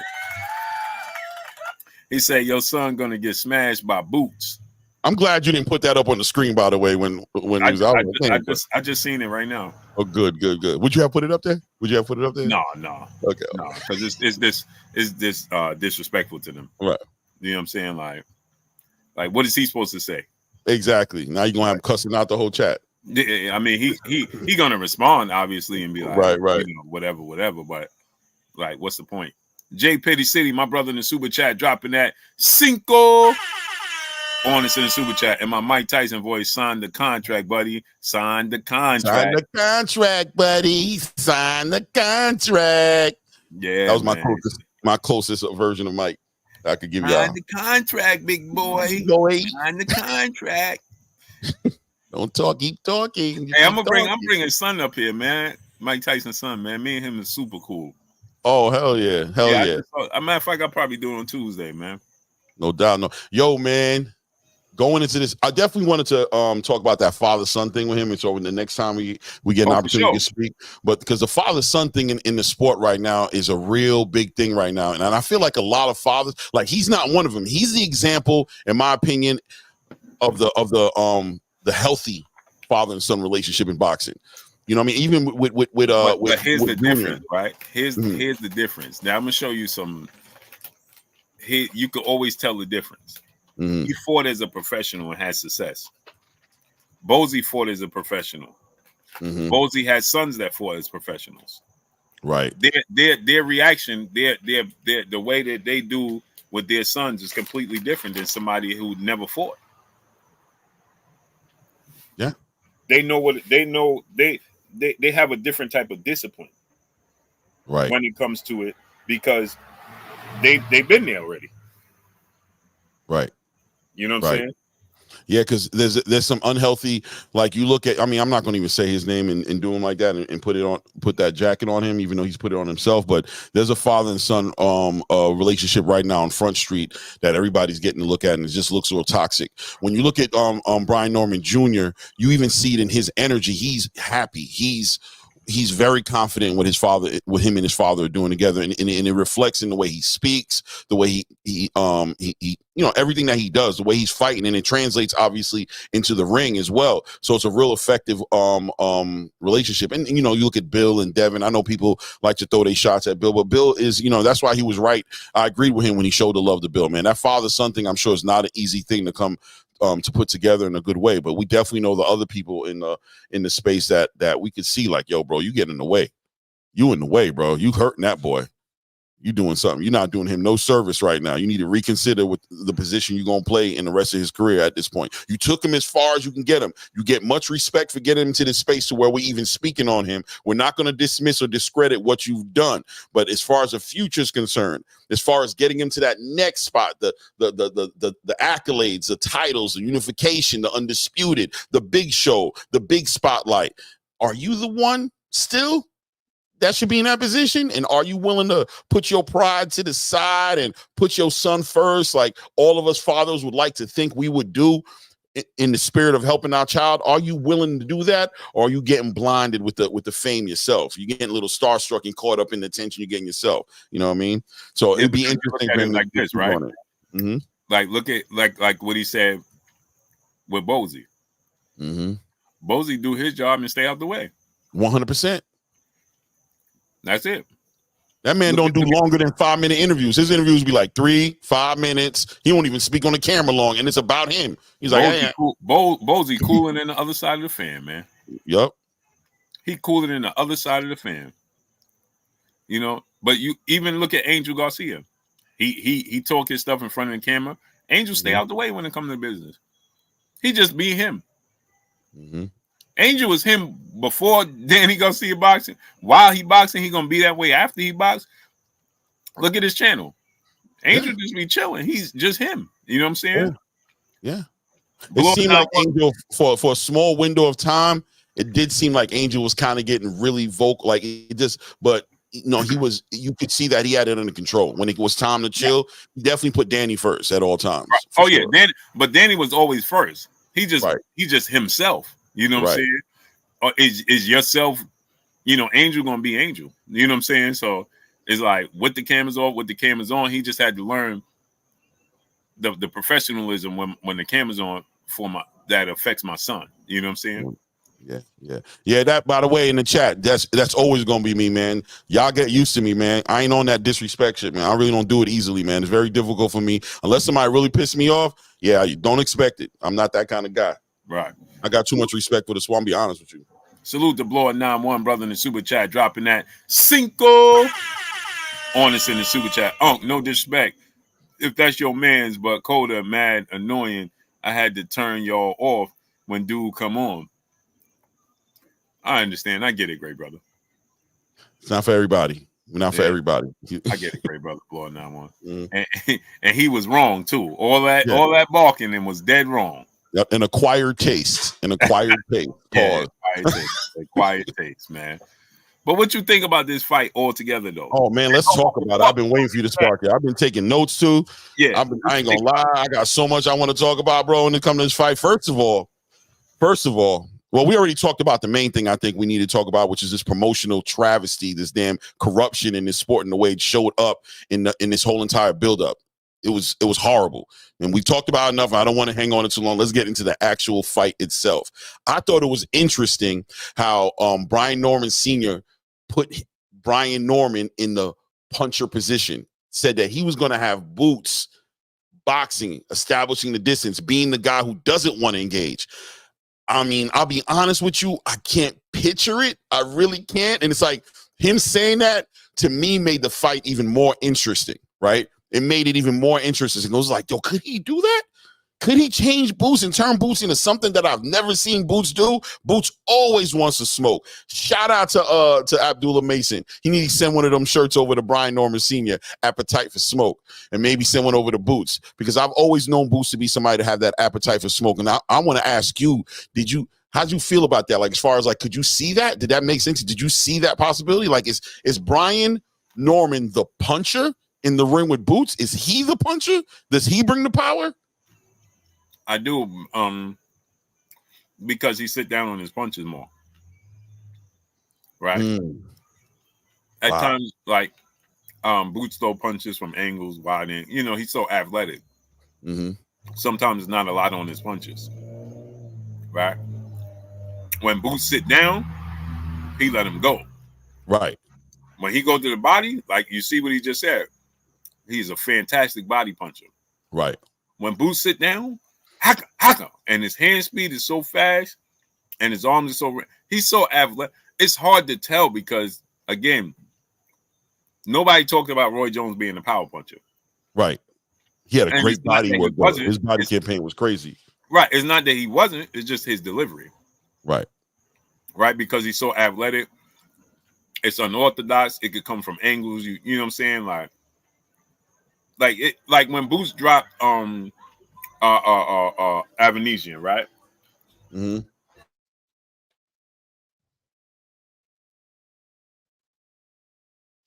Oh, I'm about to say you can't hear you, but you muted. Yeah, I'm muted because sure. Fun fact, man, and I'm not trying to be funny, but my neighbor over there, he just came home. He's deaf, but he had the music just blasting right now in his car when he's going past. He do it all the time. I was asking my wife, I'm like, can he? It's the vibration. It's the vibration. Probably. I know deaf people. Yeah, it's a vibration. They can feel the that feels good to them. Feels good to their senses, and they're able to.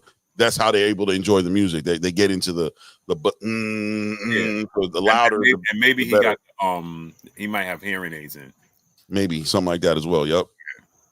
So, but he come past, and his system is ridiculous in his car. So, but no, man, what was I saying now? We were talking about the power translation as far as who's going to be the power puncher, who's going to be, in essence, the dangerous fighter, the power puncher. Yeah. So remember when Boots dropped Avanesian the first knockdown? It was like you didn't even really see it. Cause remember he got hit with the left, right? And then like counted, it was like an Avanesian drop, and it wasn't until the slow motion replay angle that you could see the punch he landed, but it didn't look like it was a lot on it. because he's so fast, so strong, and so accurate at times that he catch you is the punch that hurts you the most, is the one you don't see. So he catches you, right?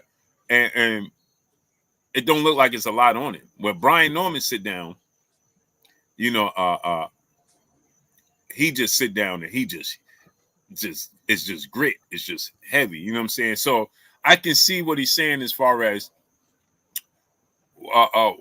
because if you boots, like Brian Norman is 5'8", I believe, with a 68-inch arm reach. 72.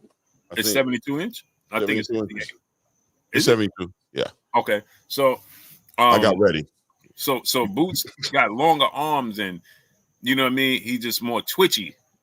Right. So why stay in the pocket with him? You know what I'm saying? Why make it hard? Fight him on the outside. You know what I'm saying? Like box him.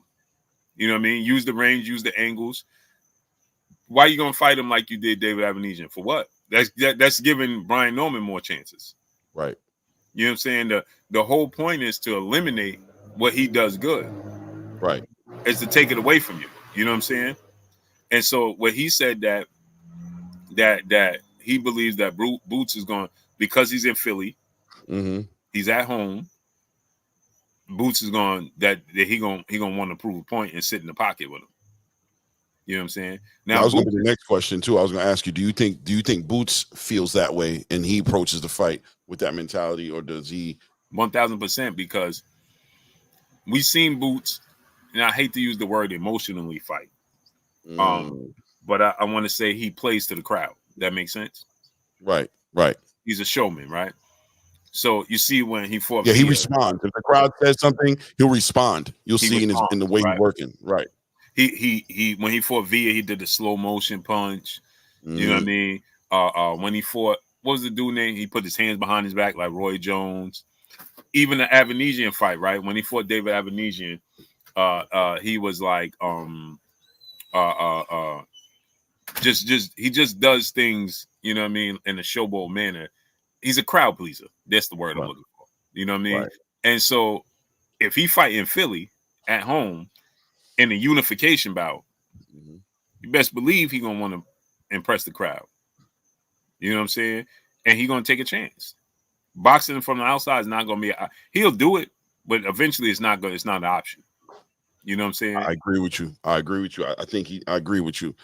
He values that crowd, man. He likes the accolades and the celebration that the crowd gives him. And if they're not in agreement with his approach, there's a good chance you'll see him adjust. But once again, that was just like one of the biggest takeaways from his fight with David Avenesian that people were criticizing him of, right? They were like, look, man, you were getting hit a little too much. You were really being reckless in there. And they immediately compared him to Terrence and put him in the ring with Terrence, you know, a fantasy fight. And they were like, Terrence is going to pick you apart, bro, if you don't, if you're not defensively more responsible.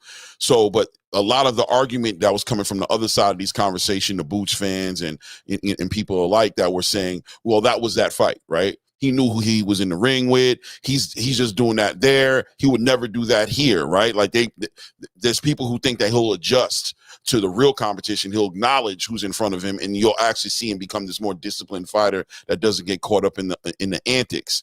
But you're basically saying, and I'm in agreement with you, by the way. I always said that, an old man once told me, what you do most of the time is what you do all of the time. It's hard to just switch it off. The way you do the little things is the way you do the big things, because we're creatures of habits. What we do is what we do. You know what I mean? And when you're consciously thinking, yeah, you'll consciously make the effort. But when you start going off instincts and muscle memory, your instincts will probably get you right back in that situation that you swore you would never be in, because we're creatures of habit. So now if that does happen, right, if we're looking at somebody who's caught up in fighting the way that he fights, and it's just the way he is, and he has to learn that for himself when he gets in the ring, 50-50 fights at this point, or would you even edge it towards Brian Norman at this point, or are you still 50-50 with it? It's still 50-50 because Brian Norman have a puncher's chance. Right. He got power. I mean, 50-50 is more than a puncher's chance. 50-50 is like, it's not just a puncher chance. When I say puncher's chance, I'm saying like in the pocket, he got that power, and Boots get hit in the pocket. Right. Right. So let's say it's a close fight, or Boots is running away with it. He can make a mistake it's like Tank with Shakur, and because Brian Norman has power and he's athletic and he's skilled. He ain't Santillian. He ain't Avanesian. You know what I mean? Mm-hmm.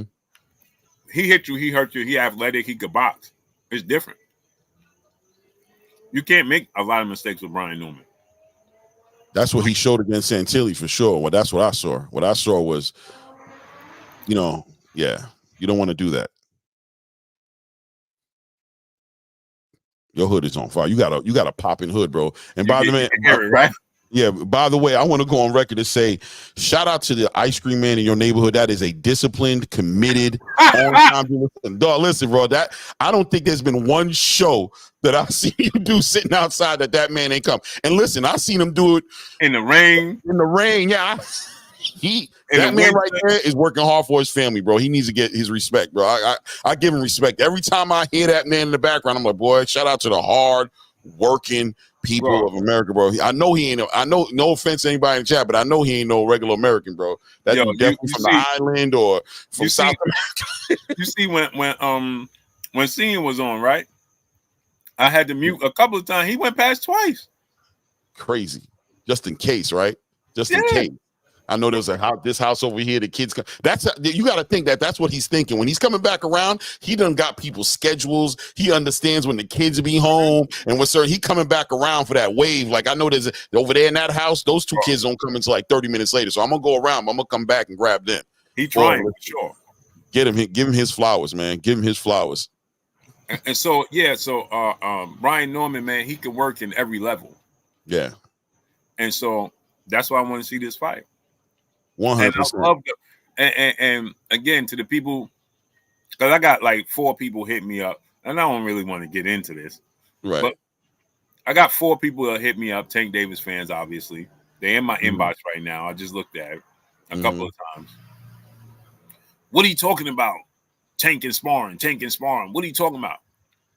Right. Y'all don't know the history of Brian Norman and Tank by now. Like, right. Do your homework on it, man. Very important, very significant. They share. Yeah. People don't, but they're gonna say it's just sparring. They don't. Yeah, listen, man. It's boxing is what it is, and that's what you better understand. It's boxing is what it is. Yeah, it's sparring is it, but it's boxing, man, and it all counts. And in situations like that, get you iced.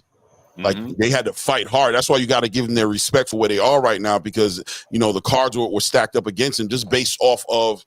You know what I mean? Well, doing what they do. Well, what happened was, now he could say whatever he wants because he's himself. Right. I'm going to say allegedly. You know what I mean? I'm going to say allegedly. 100%. 100%. Allegedly, after the couple of sparring sessions they had heated, it didn't go the way Tank thought it was going to go. Right. And, that's what I heard. And there was a invite to come back the next day. And things still didn't go that way, like he thought. And so, but Tank got off, and Tank did Tank, But words, more importantly, other than the sparring session, words was exchanged, and Brian Norman was being put to the side. To the side. Nobody, and I know this personally, and he could tell you. See, I knew this personally because I was trying to make fights for him. Right. We couldn't. Bro, I'm hypothetically speaking. I'm not going to give no real names. But let's just say it was a guy that had a record of 0 wins and 31 losses. I'm like, bro, fight Brian Norman. And they like, give me 20,000. Right. Give me 30,000. Like, bro, you ain't never won a fight. You know what I'm saying? I'm talking, put it this way, Clay. We couldn't get him a fight from fighters in Mexico. Mm-hmm. Now, how could that be the case? Yeah. We couldn't get fighters in Mexico to agree without breaking bank. You know what I'm saying? Yeah. So, there's a reputation going on around beyond the ring. There was politics going on. Right. You know what I'm saying? There was an understanding that was outside of the ring that he couldn't do nothing about. Yeah. It was bad. It was bad, bro. It got to the point we couldn't even we had to just let him go out his contract, bro. Right. We couldn't put a fight on. Yeah. We couldn't get him a stay busy fight, bro. Nasty word, man. Insanity, That's why I man. tell y'all, man. That's why I tell y'all all the time, man. When y'all be thinking y'all know, you don't know. You don't know what this is behind the scenes in boxing, man. Right. Right. And you know, I think today's time more so than before, I get offended, and that's why I respond the way I respond today. Right. Is Right. because, bro, I go out my way to try to give y'all information, like, bro, as much as I possibly can without saying it, and it just goes completely. It's funny because my wife had just walked in front of me, right? And we were talking about a little bit earlier. I'm about to put you out there, babe.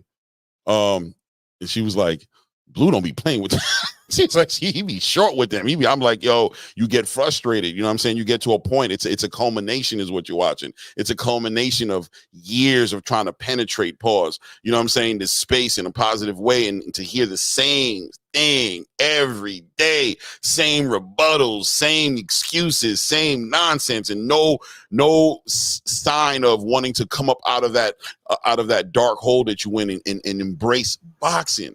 Be a fan of this damn sport, man. Tell her this too. It don't stop here. It's in my inbox. Right. It's on my you know, people find my Facebook, my Instagram. I got people talking about me on Twitter. I don't even be on Twitter. Right. People sending me stuff. This person said that. This person, like, bro, enough be enough. Like, yeah. After a while, it's like, I'm gonna give it to you. Anybody can get it. Yeah, yo. Yeah. I just told this story the other day, Sunday. I went to Mike Tyson, Jake Paul press conference. Right. Kendra, what's up, family? I went to Mike Tyson, Jake Paul press conference. Right? And a dude sees me. Now, a couple of people have saw me. Yo, Blue, take a picture by my mom. Take a picture. Dude sees me. Yo, they go Blue Blood. I'm like, what's good, my brother? Go to shake his hand. Nah, I ain't shaking your hand. Okay. Mind you, I'm with my son, right? My second and youngest son. So I'm with my son. So I'm like, okay, my son is he'll be 18 in November. So I'm like, okay, whatever. You know what I mean? So I walk away. Dude follows us, bro, with his camera. Right? This big Tank Davis over here, the whole press conference, he's standing behind us. Yo, this big Tank Davis over here. This big Tank Davis over here. This big Tank. Yo, Clay, for like 20 minutes, security came over like, yo, you good? You want me to move him? I'm like, nah, he good. He ain't. I ain't worried about it. It's big Tank Davis over here. And mind you, Clay, this dude got his daughter with him. Like a little girl, she can't be no more than 3. A whole fanboy in front of your daughter and your child, a whole fanboy, right? Ready to catch whatever comes with it. First, he had her on his shoulders. Then he took her off his shoulders, and he's walking with this big Tank. He's filming me though. This big Tank Davis over here. So I said, bro, you ever met Tank? I don't care. This big Tank Davis over here. I said, and then he started going on the rant, right? F. Bill Haney, F. Devin Haney. This big Tank over here. F. Shakur Stevenson. This big Tank over here. This big. I said, bro, did you ever meet Tank? No, I don't care. This big Tank over here. I don't care. This big Tank. I'm like, bro, you better hope he don't lose. I'm like, I don't care. This big Tank over here. This big Tank over here. Bro, the whole time, my son just started laughing. That's crazy. Yeah, my son bust out laughing. And I'm like, bro. Now, imagine if I was with my daughter or something and she felt uncomfortable. Right. Then now I got it could be something. That's what I'm trying to say. Like, you about to risk bodily. Not only are you going to risk your own bodily, you know what I mean, health, because you don't know what can come with what you're doing, but you got your child with you. But you such a fanatic and getting to your feelings so much that you acting like a whole lunatic out here, like a whole little female, like a little Usher fan, bro. Like, you a man. You don't got no pride in yourself to know, like, I ain't going to even have myself, especially with your daughter there. But this is what we're dealing with, man. I was telling to make it worse. Now I'm talking to Mike Tyson's son. He ain't even paying attention. This is Mike Tyson's son. He's still standing behind Mike Tyson's son. This big Tank Davis over here. Mike Tyson's son looked at him and he's like, bro, what? This big Tank Davis over here. And he's like, all right, Blue, man, I'll see you later, bro. I catch up with you, family. Hit me up, this, and that. He's still going with the camera. This big tank, they introduce your daughter to Mike Tyson's son. You know what I'm saying? Like, could you put an age on him at all? Like, if you had to give him range, what kind of age group is he in? Like, I'll say between 23 and 27. Yeah. I was talking to Ray Davis earlier today, and I said, we failed a generation, bro. We were too easy, and we were too tolerant, bro. We got a generation of man-childs, bro, walking around here, grown-ass man-childs, bro, who never hit that level of understanding of just like respect, integrity, etiquette. You know what I mean? Just they missed that class, and that's our fault because we raised them. We was the example they followed, and we raised them, man. We raised them. We dropped the ball, man. And I'm just talking about collectively. Like, you know, I'm sure you do a great job with your children. I'd like to think I do a decent job with my children. You know what I'm saying? Who knows what decisions they're going to make when they get on their own. But ultimately, when you see, it's a generation of nonsense. It's a generational thing that you're seeing out here across the whole space, where grown men are out here ready to, they want to fight you over another fighter. They want to talk about your mother. They don't care that there's nobody's off limits. F your daughter, F your wife, F your child, F your family, F your mother. For what? For a fighter? I ain't do nothing to you. I ain't kick your cereal over. I ain't smack your bacon and eggs out your hand. I ain't, you know what I'm saying? I ain't spit at your girl. I ain't do nothing just because of my opinion. You ready to go in and try to. It's a generational thing, bro. We dropped the ball on that. And that's why I be trying to have a little bit of empathy where I don't really just cuss them out so much, because sometimes I take ownership a little bit. To be like, damn, bro, we failed you guys, bro. We allowed TV to do too much.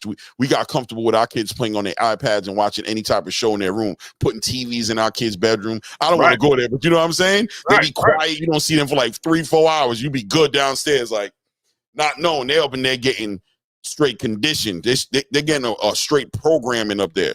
You know what I'm saying? You don't even know who your kids is. And now they grown up, 25, 26-year-old men chasing around other men with cameras, trying to catch a fade over a boxer. Crazy. I'm like, bro, you ever seen Tank? No, this big Tank Day's over here. You ever met him? This big Tank Day? Bro, that's all he was on replay. He was on repeat. Yeah, man. Yeah, we dropped the ball, man. We dropped it. I apologize to that generation. I'm so sorry, bro. Constant repeat.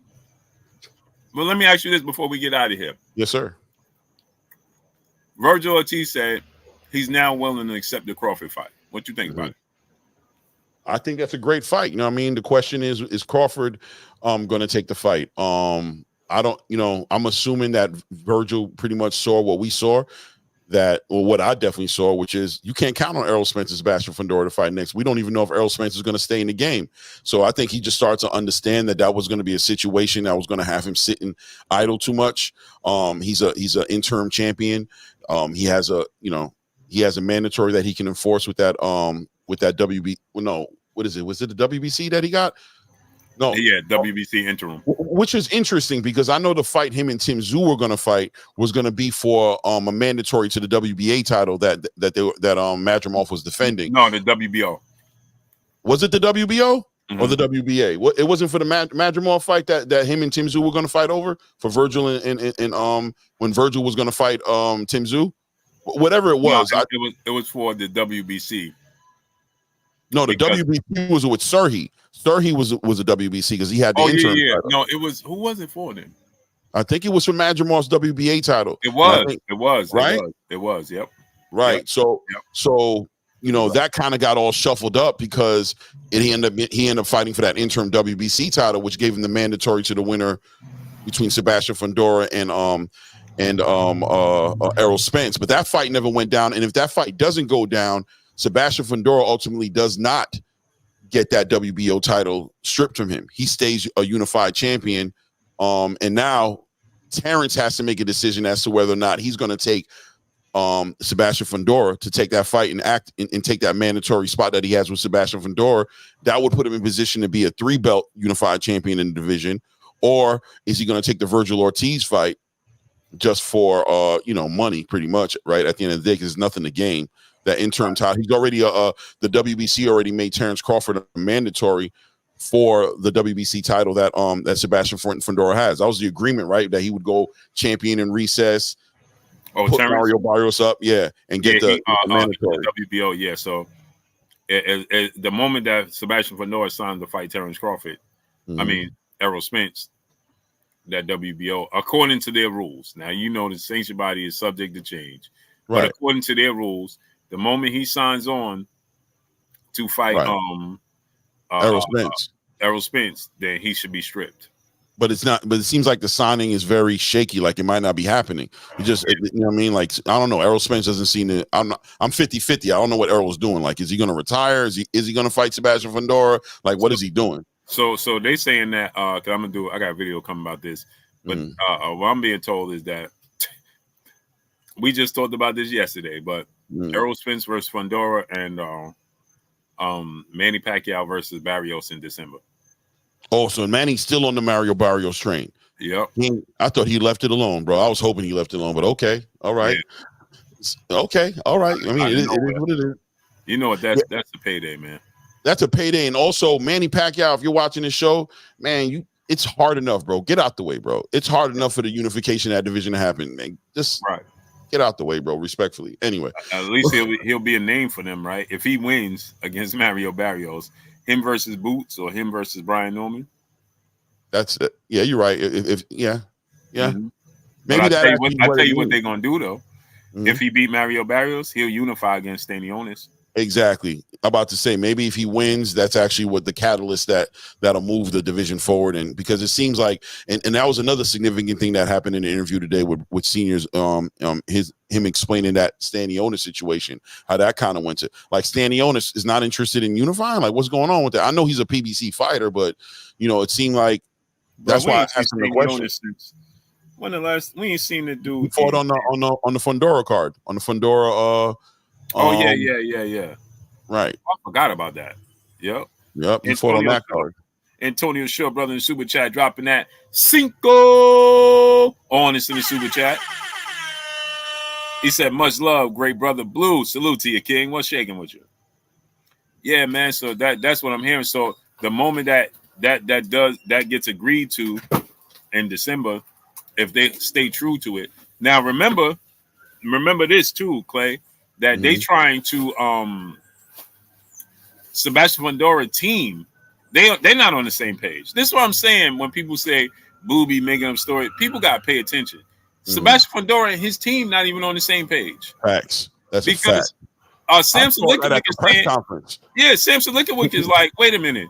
At this point in time, now we should just go ahead and fight Terrence Crawford so we don't lose the belt. Right.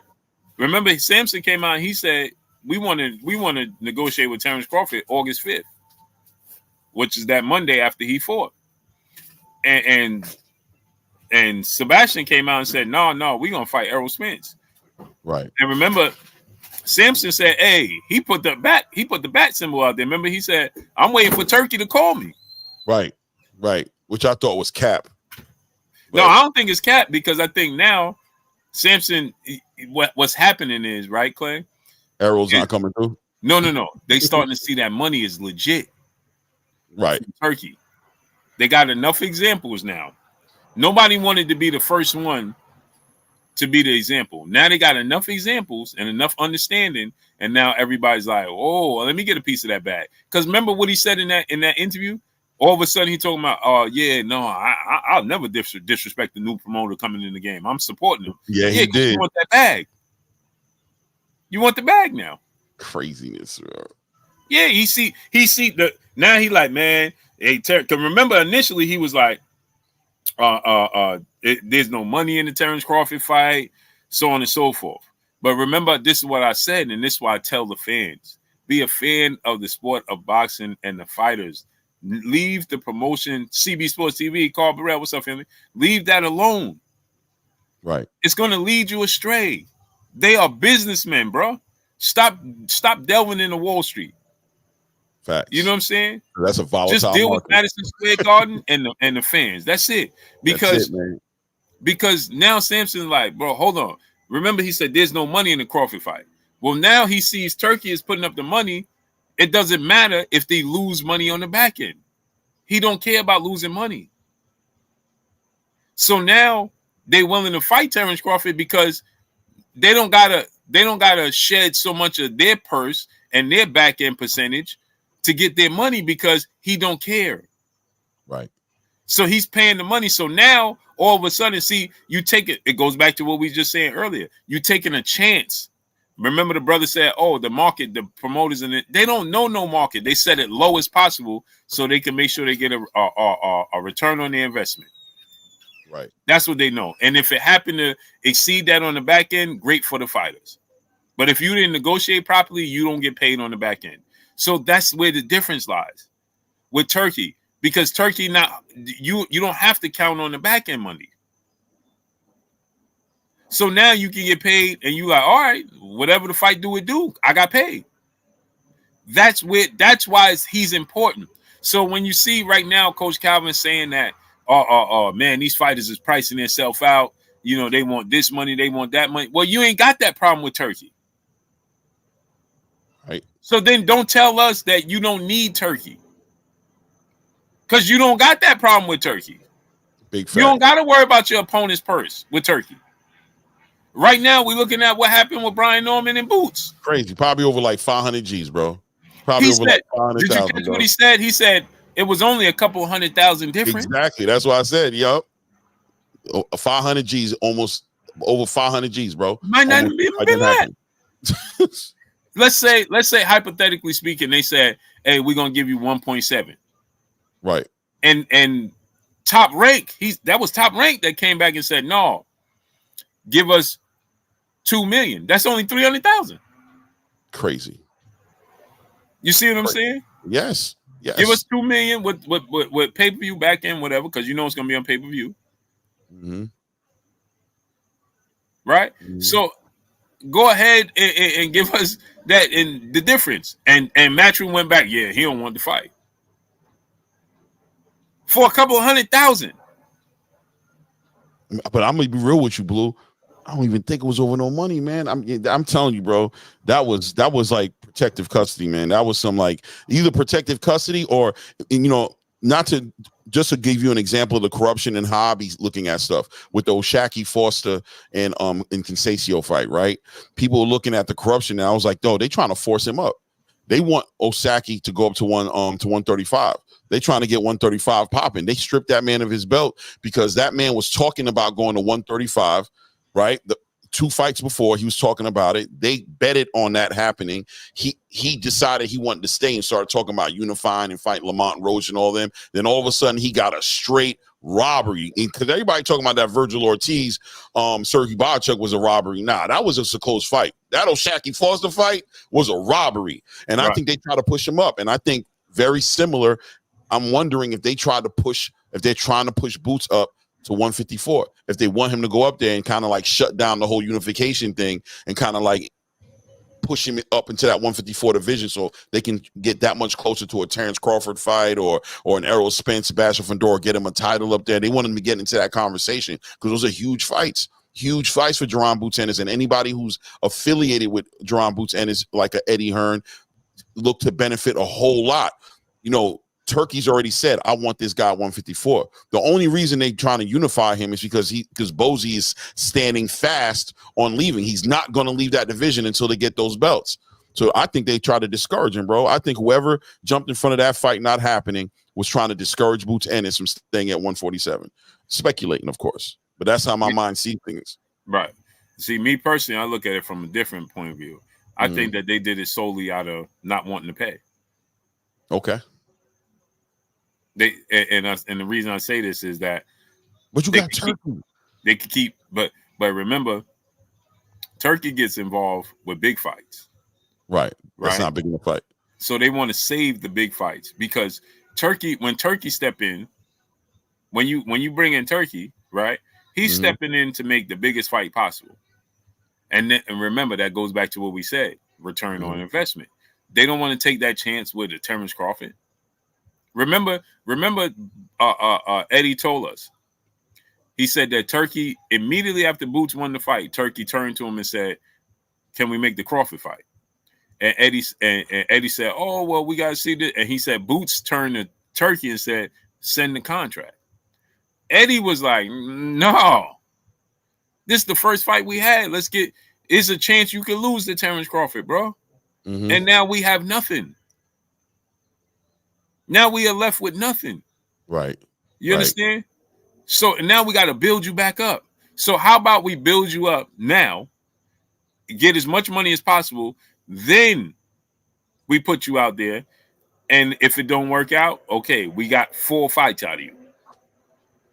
4 events, 4 fights, 4 all odds. You see what I'm saying?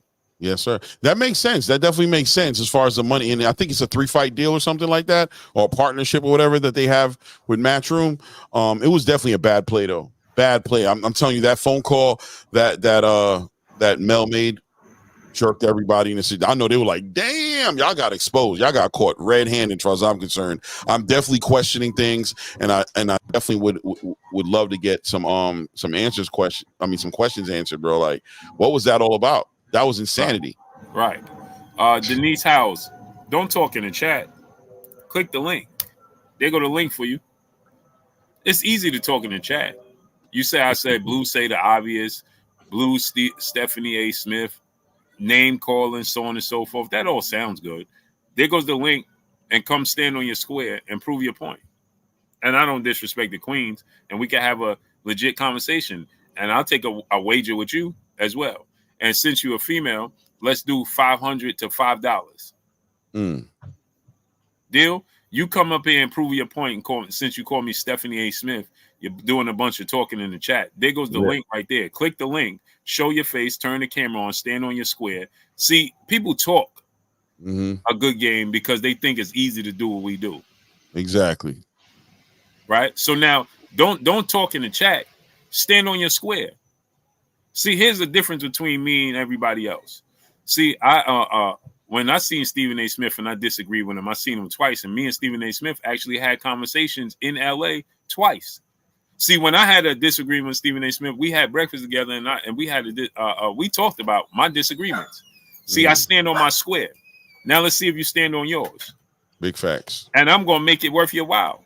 Don't name call me. Don't label me. Stand on your square. Come speak your piece and speak and tell us what your issue is with Stephanie A. Smith. See, I know what your problem is. Now there goes the link. Click the link and come tell us what's wrong with Stephanie A. Smith. Since you said Blue says the obvious, Blue says this, Blue says that. Since you know so much, click the link, turn your camera on, and come up here and have a conversation. Tell me what your difference is with me. Now back to regular scheduled programming. So what I was saying, right, is that the reason I said that is because, right, it's the ROI, right? And now so here's something that I already knew, I already knew this, that Boots had this date already scheduled for November. Right. What's the date, by the way? November 2nd? They don't have an actual. But it's in November. Okay. But it's in November for sure. And they secure. As a matter of fact, I'm lying.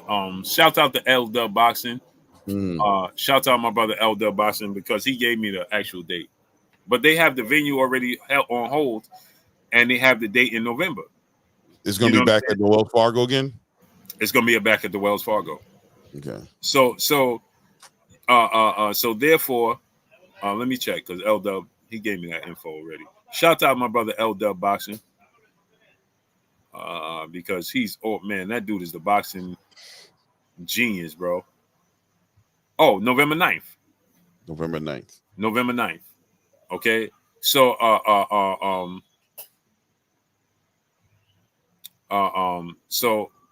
so now he said female, she ain't got no square, brother. Everybody got a square, Sean Johnson. Everybody got a square. Stand on your truth. Standing on your square is just standing on your truth. Everybody that's a walking human being got a truth. Especially when you feel it necessary to communicate like that. When you feel, if you feel necessary to talk, just talk the right way. Come on and say that. You know what I mean? Right. Ain't nothing wrong with it. Come speak your piece. Speak your piece. You gonna. She ain't got no square to stand on, but she got a voice to call me names outside of my name, and put a jacket on me. No, come stand on it because everybody know Blue respect every queen. I give Right. all women all nothing but respect. So therefore, I don't disrespect nobody. But if you feel the need to put that jacket on me, and you feel the need to disrespect my name as you in my chat, then come stand on it. That's it. No problem with it. I ain't got no problem with it. But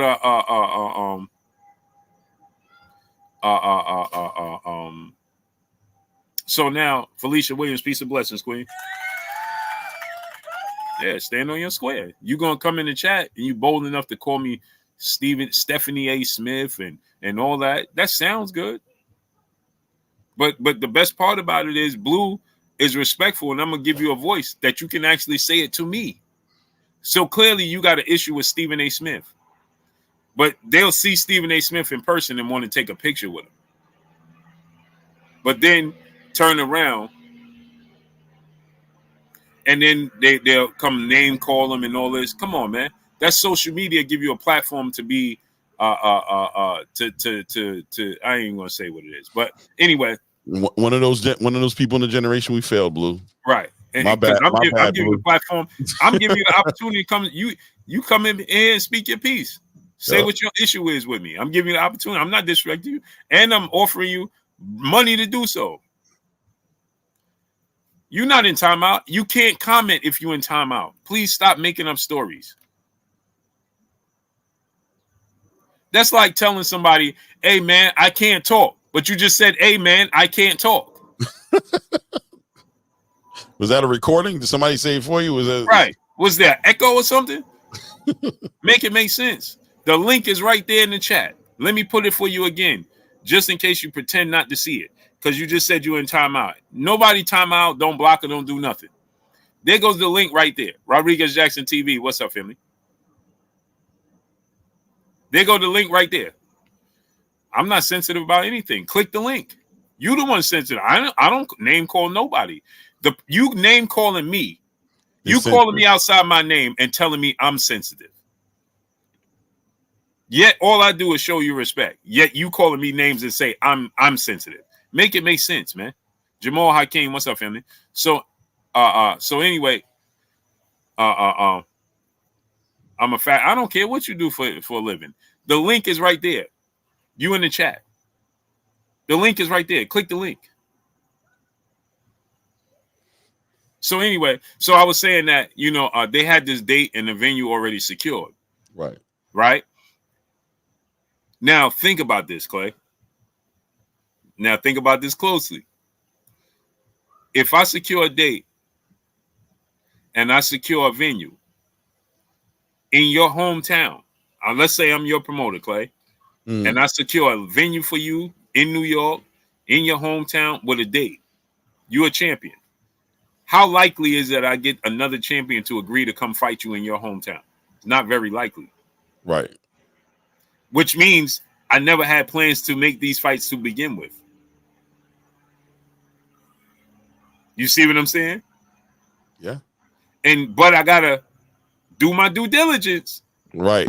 Because Clay gonna be like, Blue, did you check this person, that person? Did you check this fight availability? Did you check that fight availability? You know what I'm saying? So in order for me to come back to you with a straight face, I gotta kick over. The best thing that happened was is that that Brian Norman made a counter offer that gave you the out to say he don't want to fight. Big facts. Right? So now you was able to go back and be like, hey man. And see, they made sure they had receipts, a trail. Because remember, he said that they sent him an offer, he sent a counter, then they sent the counter to his counter and then disappeared. So now you got a trail of receipts to be like, see, he didn't take it. Right? Right. And they could take that back to Boots and be like, yo, bro, he didn't take it. He don't want to fight. And Boots is sitting there like, damn, I'm going through the same damn thing again. These guys, even with the money and the belt, they don't want to fight me. And for Boots, it's believable, right? Because I've been going through this, or have you? But on the surface, you have. Yeah. You see what I'm saying? Yes, sir. So now you gotta okay, Denise Howes. If I was wrong, then I stand corrected, and I apologize, Queen. And blessings to your son. Much love to y'all. I don't mind standing corrected. If I misjudge what you were saying and misjudge your point of view, and I put the carriage before the horse, I will tell you right now, Denise, I stand corrected, and I apologize to you. Blessings to you and your son. For sure. For sure. That's it. So subscribe to my channel. Yeah, go subscribe. Subscribe. So to me, you did your due diligence. Now you can say you did your due diligence. Right. Yeah, you're right. It looked like that. It looked like it looked like it just looked like the play was in already. It didn't matter. It looked like they were just going through the semantics of let's do this, do that, check this box, do this, so we can show the paper trail that we're doing our job. But already the powers that be was already like, we're not making this fight. Right. Because think about this, Clay. Again, what's the odds of a champion agreeing to fight Boots in Philly? You already know. So you're gonna go to them, right? Because remember what Brian was seeing just said. He said so that offer came in the form of in Philly in November. He knew the date because they told him that. Right. So in that offer must have been you want to fight Boots in November in Philly. Which means they already secured the date and the location and everything. You see what I'm saying? Yes, sir. And now it's up to Boots to understand. Hold on. We can't secure a date and a venue before we secure a fighter. Right. Because that's boxing me. That's limiting the pool of fighters that's going to agree to fight me. See, Karen Chua Kazim, he ain't got no choice because he the mandatory. And he already lost the Boots. So he got to take what he could get. You know what I'm saying? Exactly. But anybody else, Brian Norman just happened to agree to everything. You see what I'm saying? And that money that they probably offering Brian Norman was for a lower fighter. No disrespect to fighters. You know what I'm saying?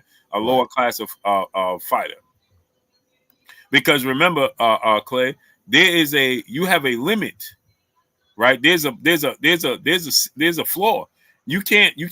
A fighter can't get paid less than a certain amount of number. You know that, right? So that means there's like a minimum. Yeah, there's a minimum. You can't pay a fighter whatever you want, a champion whatever. You can't $500 and no, you put can't. him in the ring. No, right. Once you have that belt, that's why fighters want the belt because it carries a minimum. So at the very least, when you fight, you're gonna get X, Y, and Z. You see what I'm saying? Right. And so you can't put yourself in that type of box. You know what I'm saying? So that's what Brian is like, bro. Nah, we give us X, Y, and Z, and we'll take the fight. And they like, oh, they go back to Boots. Don't respond to him. Go back to Boots. Boots ain't gonna do his homework. Yep. You see what I'm saying? He's gonna do what he do. He's gonna do the interview and be like, they said no. Right. So now you go back. You know what I'm saying? You go back to, Boots, bro. He don't want the fight. Cool. We contact him. We send, and then you can say this, hey Boots, we sent him this offer. Right. You know what I'm saying? He said no. All right, man, whatever. Boots go about his way. So now the worst thing that happened was YSM. Shout out to he did a big thing, man. He ain't gonna get no credentials for this fight. When it comes together, they're gonna be like, YS who? YS who? YS who? He don't get no credentials for this. He's fight. not on the list. He's not on the list. He don't get no credentials. This dude upset. This dude done rock the boat. No. Tell him to put his camera back in the car, right. Get himself a seat in the nosebleed section, get a popcorn and enjoy. No way you gonna what Jadakiss said. No way you're gonna get Chrome. No way. No way you're gonna get Chrome. No way you're gonna get Chrome. You know what I'm saying? Yep. So let's get our last thoughts to get up out of here. You going on tonight too? I don't think so, man. I think I'm gonna chill. I got a video I'm about to drop. I gotta go to work. You know what I mean? I gotta go pay my bills tomorrow, do my thing. You know what I'm saying? Maybe I might. I don't know. You know, I'm a crackhead for this stuff, man. You might just see me end up on here, but for the most part, I don't think so, man. I appreciate the opportunity to be on this platform with you, man. Thank you so much. I'll never be able to say that enough. You know what I'm saying? I appreciate you. You know what I mean? Shout out to everybody in the chat, man. Great interview today. Shout out to Brian Norman Sr., man, for being so forthcoming and transparent about this whole entire process. I think he educated a lot of us on how bad and extreme this can get. I mean, we've always heard the stories and we've always heard the you know what I mean, the urban legends of things that have happened in the boxing space, but to get that firsthand experience was you know, priceless. You know what I mean? Priceless. Definitely got me questioning a lot of things. I think Eddie Hearn's got a lot of questions to answer. Matchroom got questions to answer.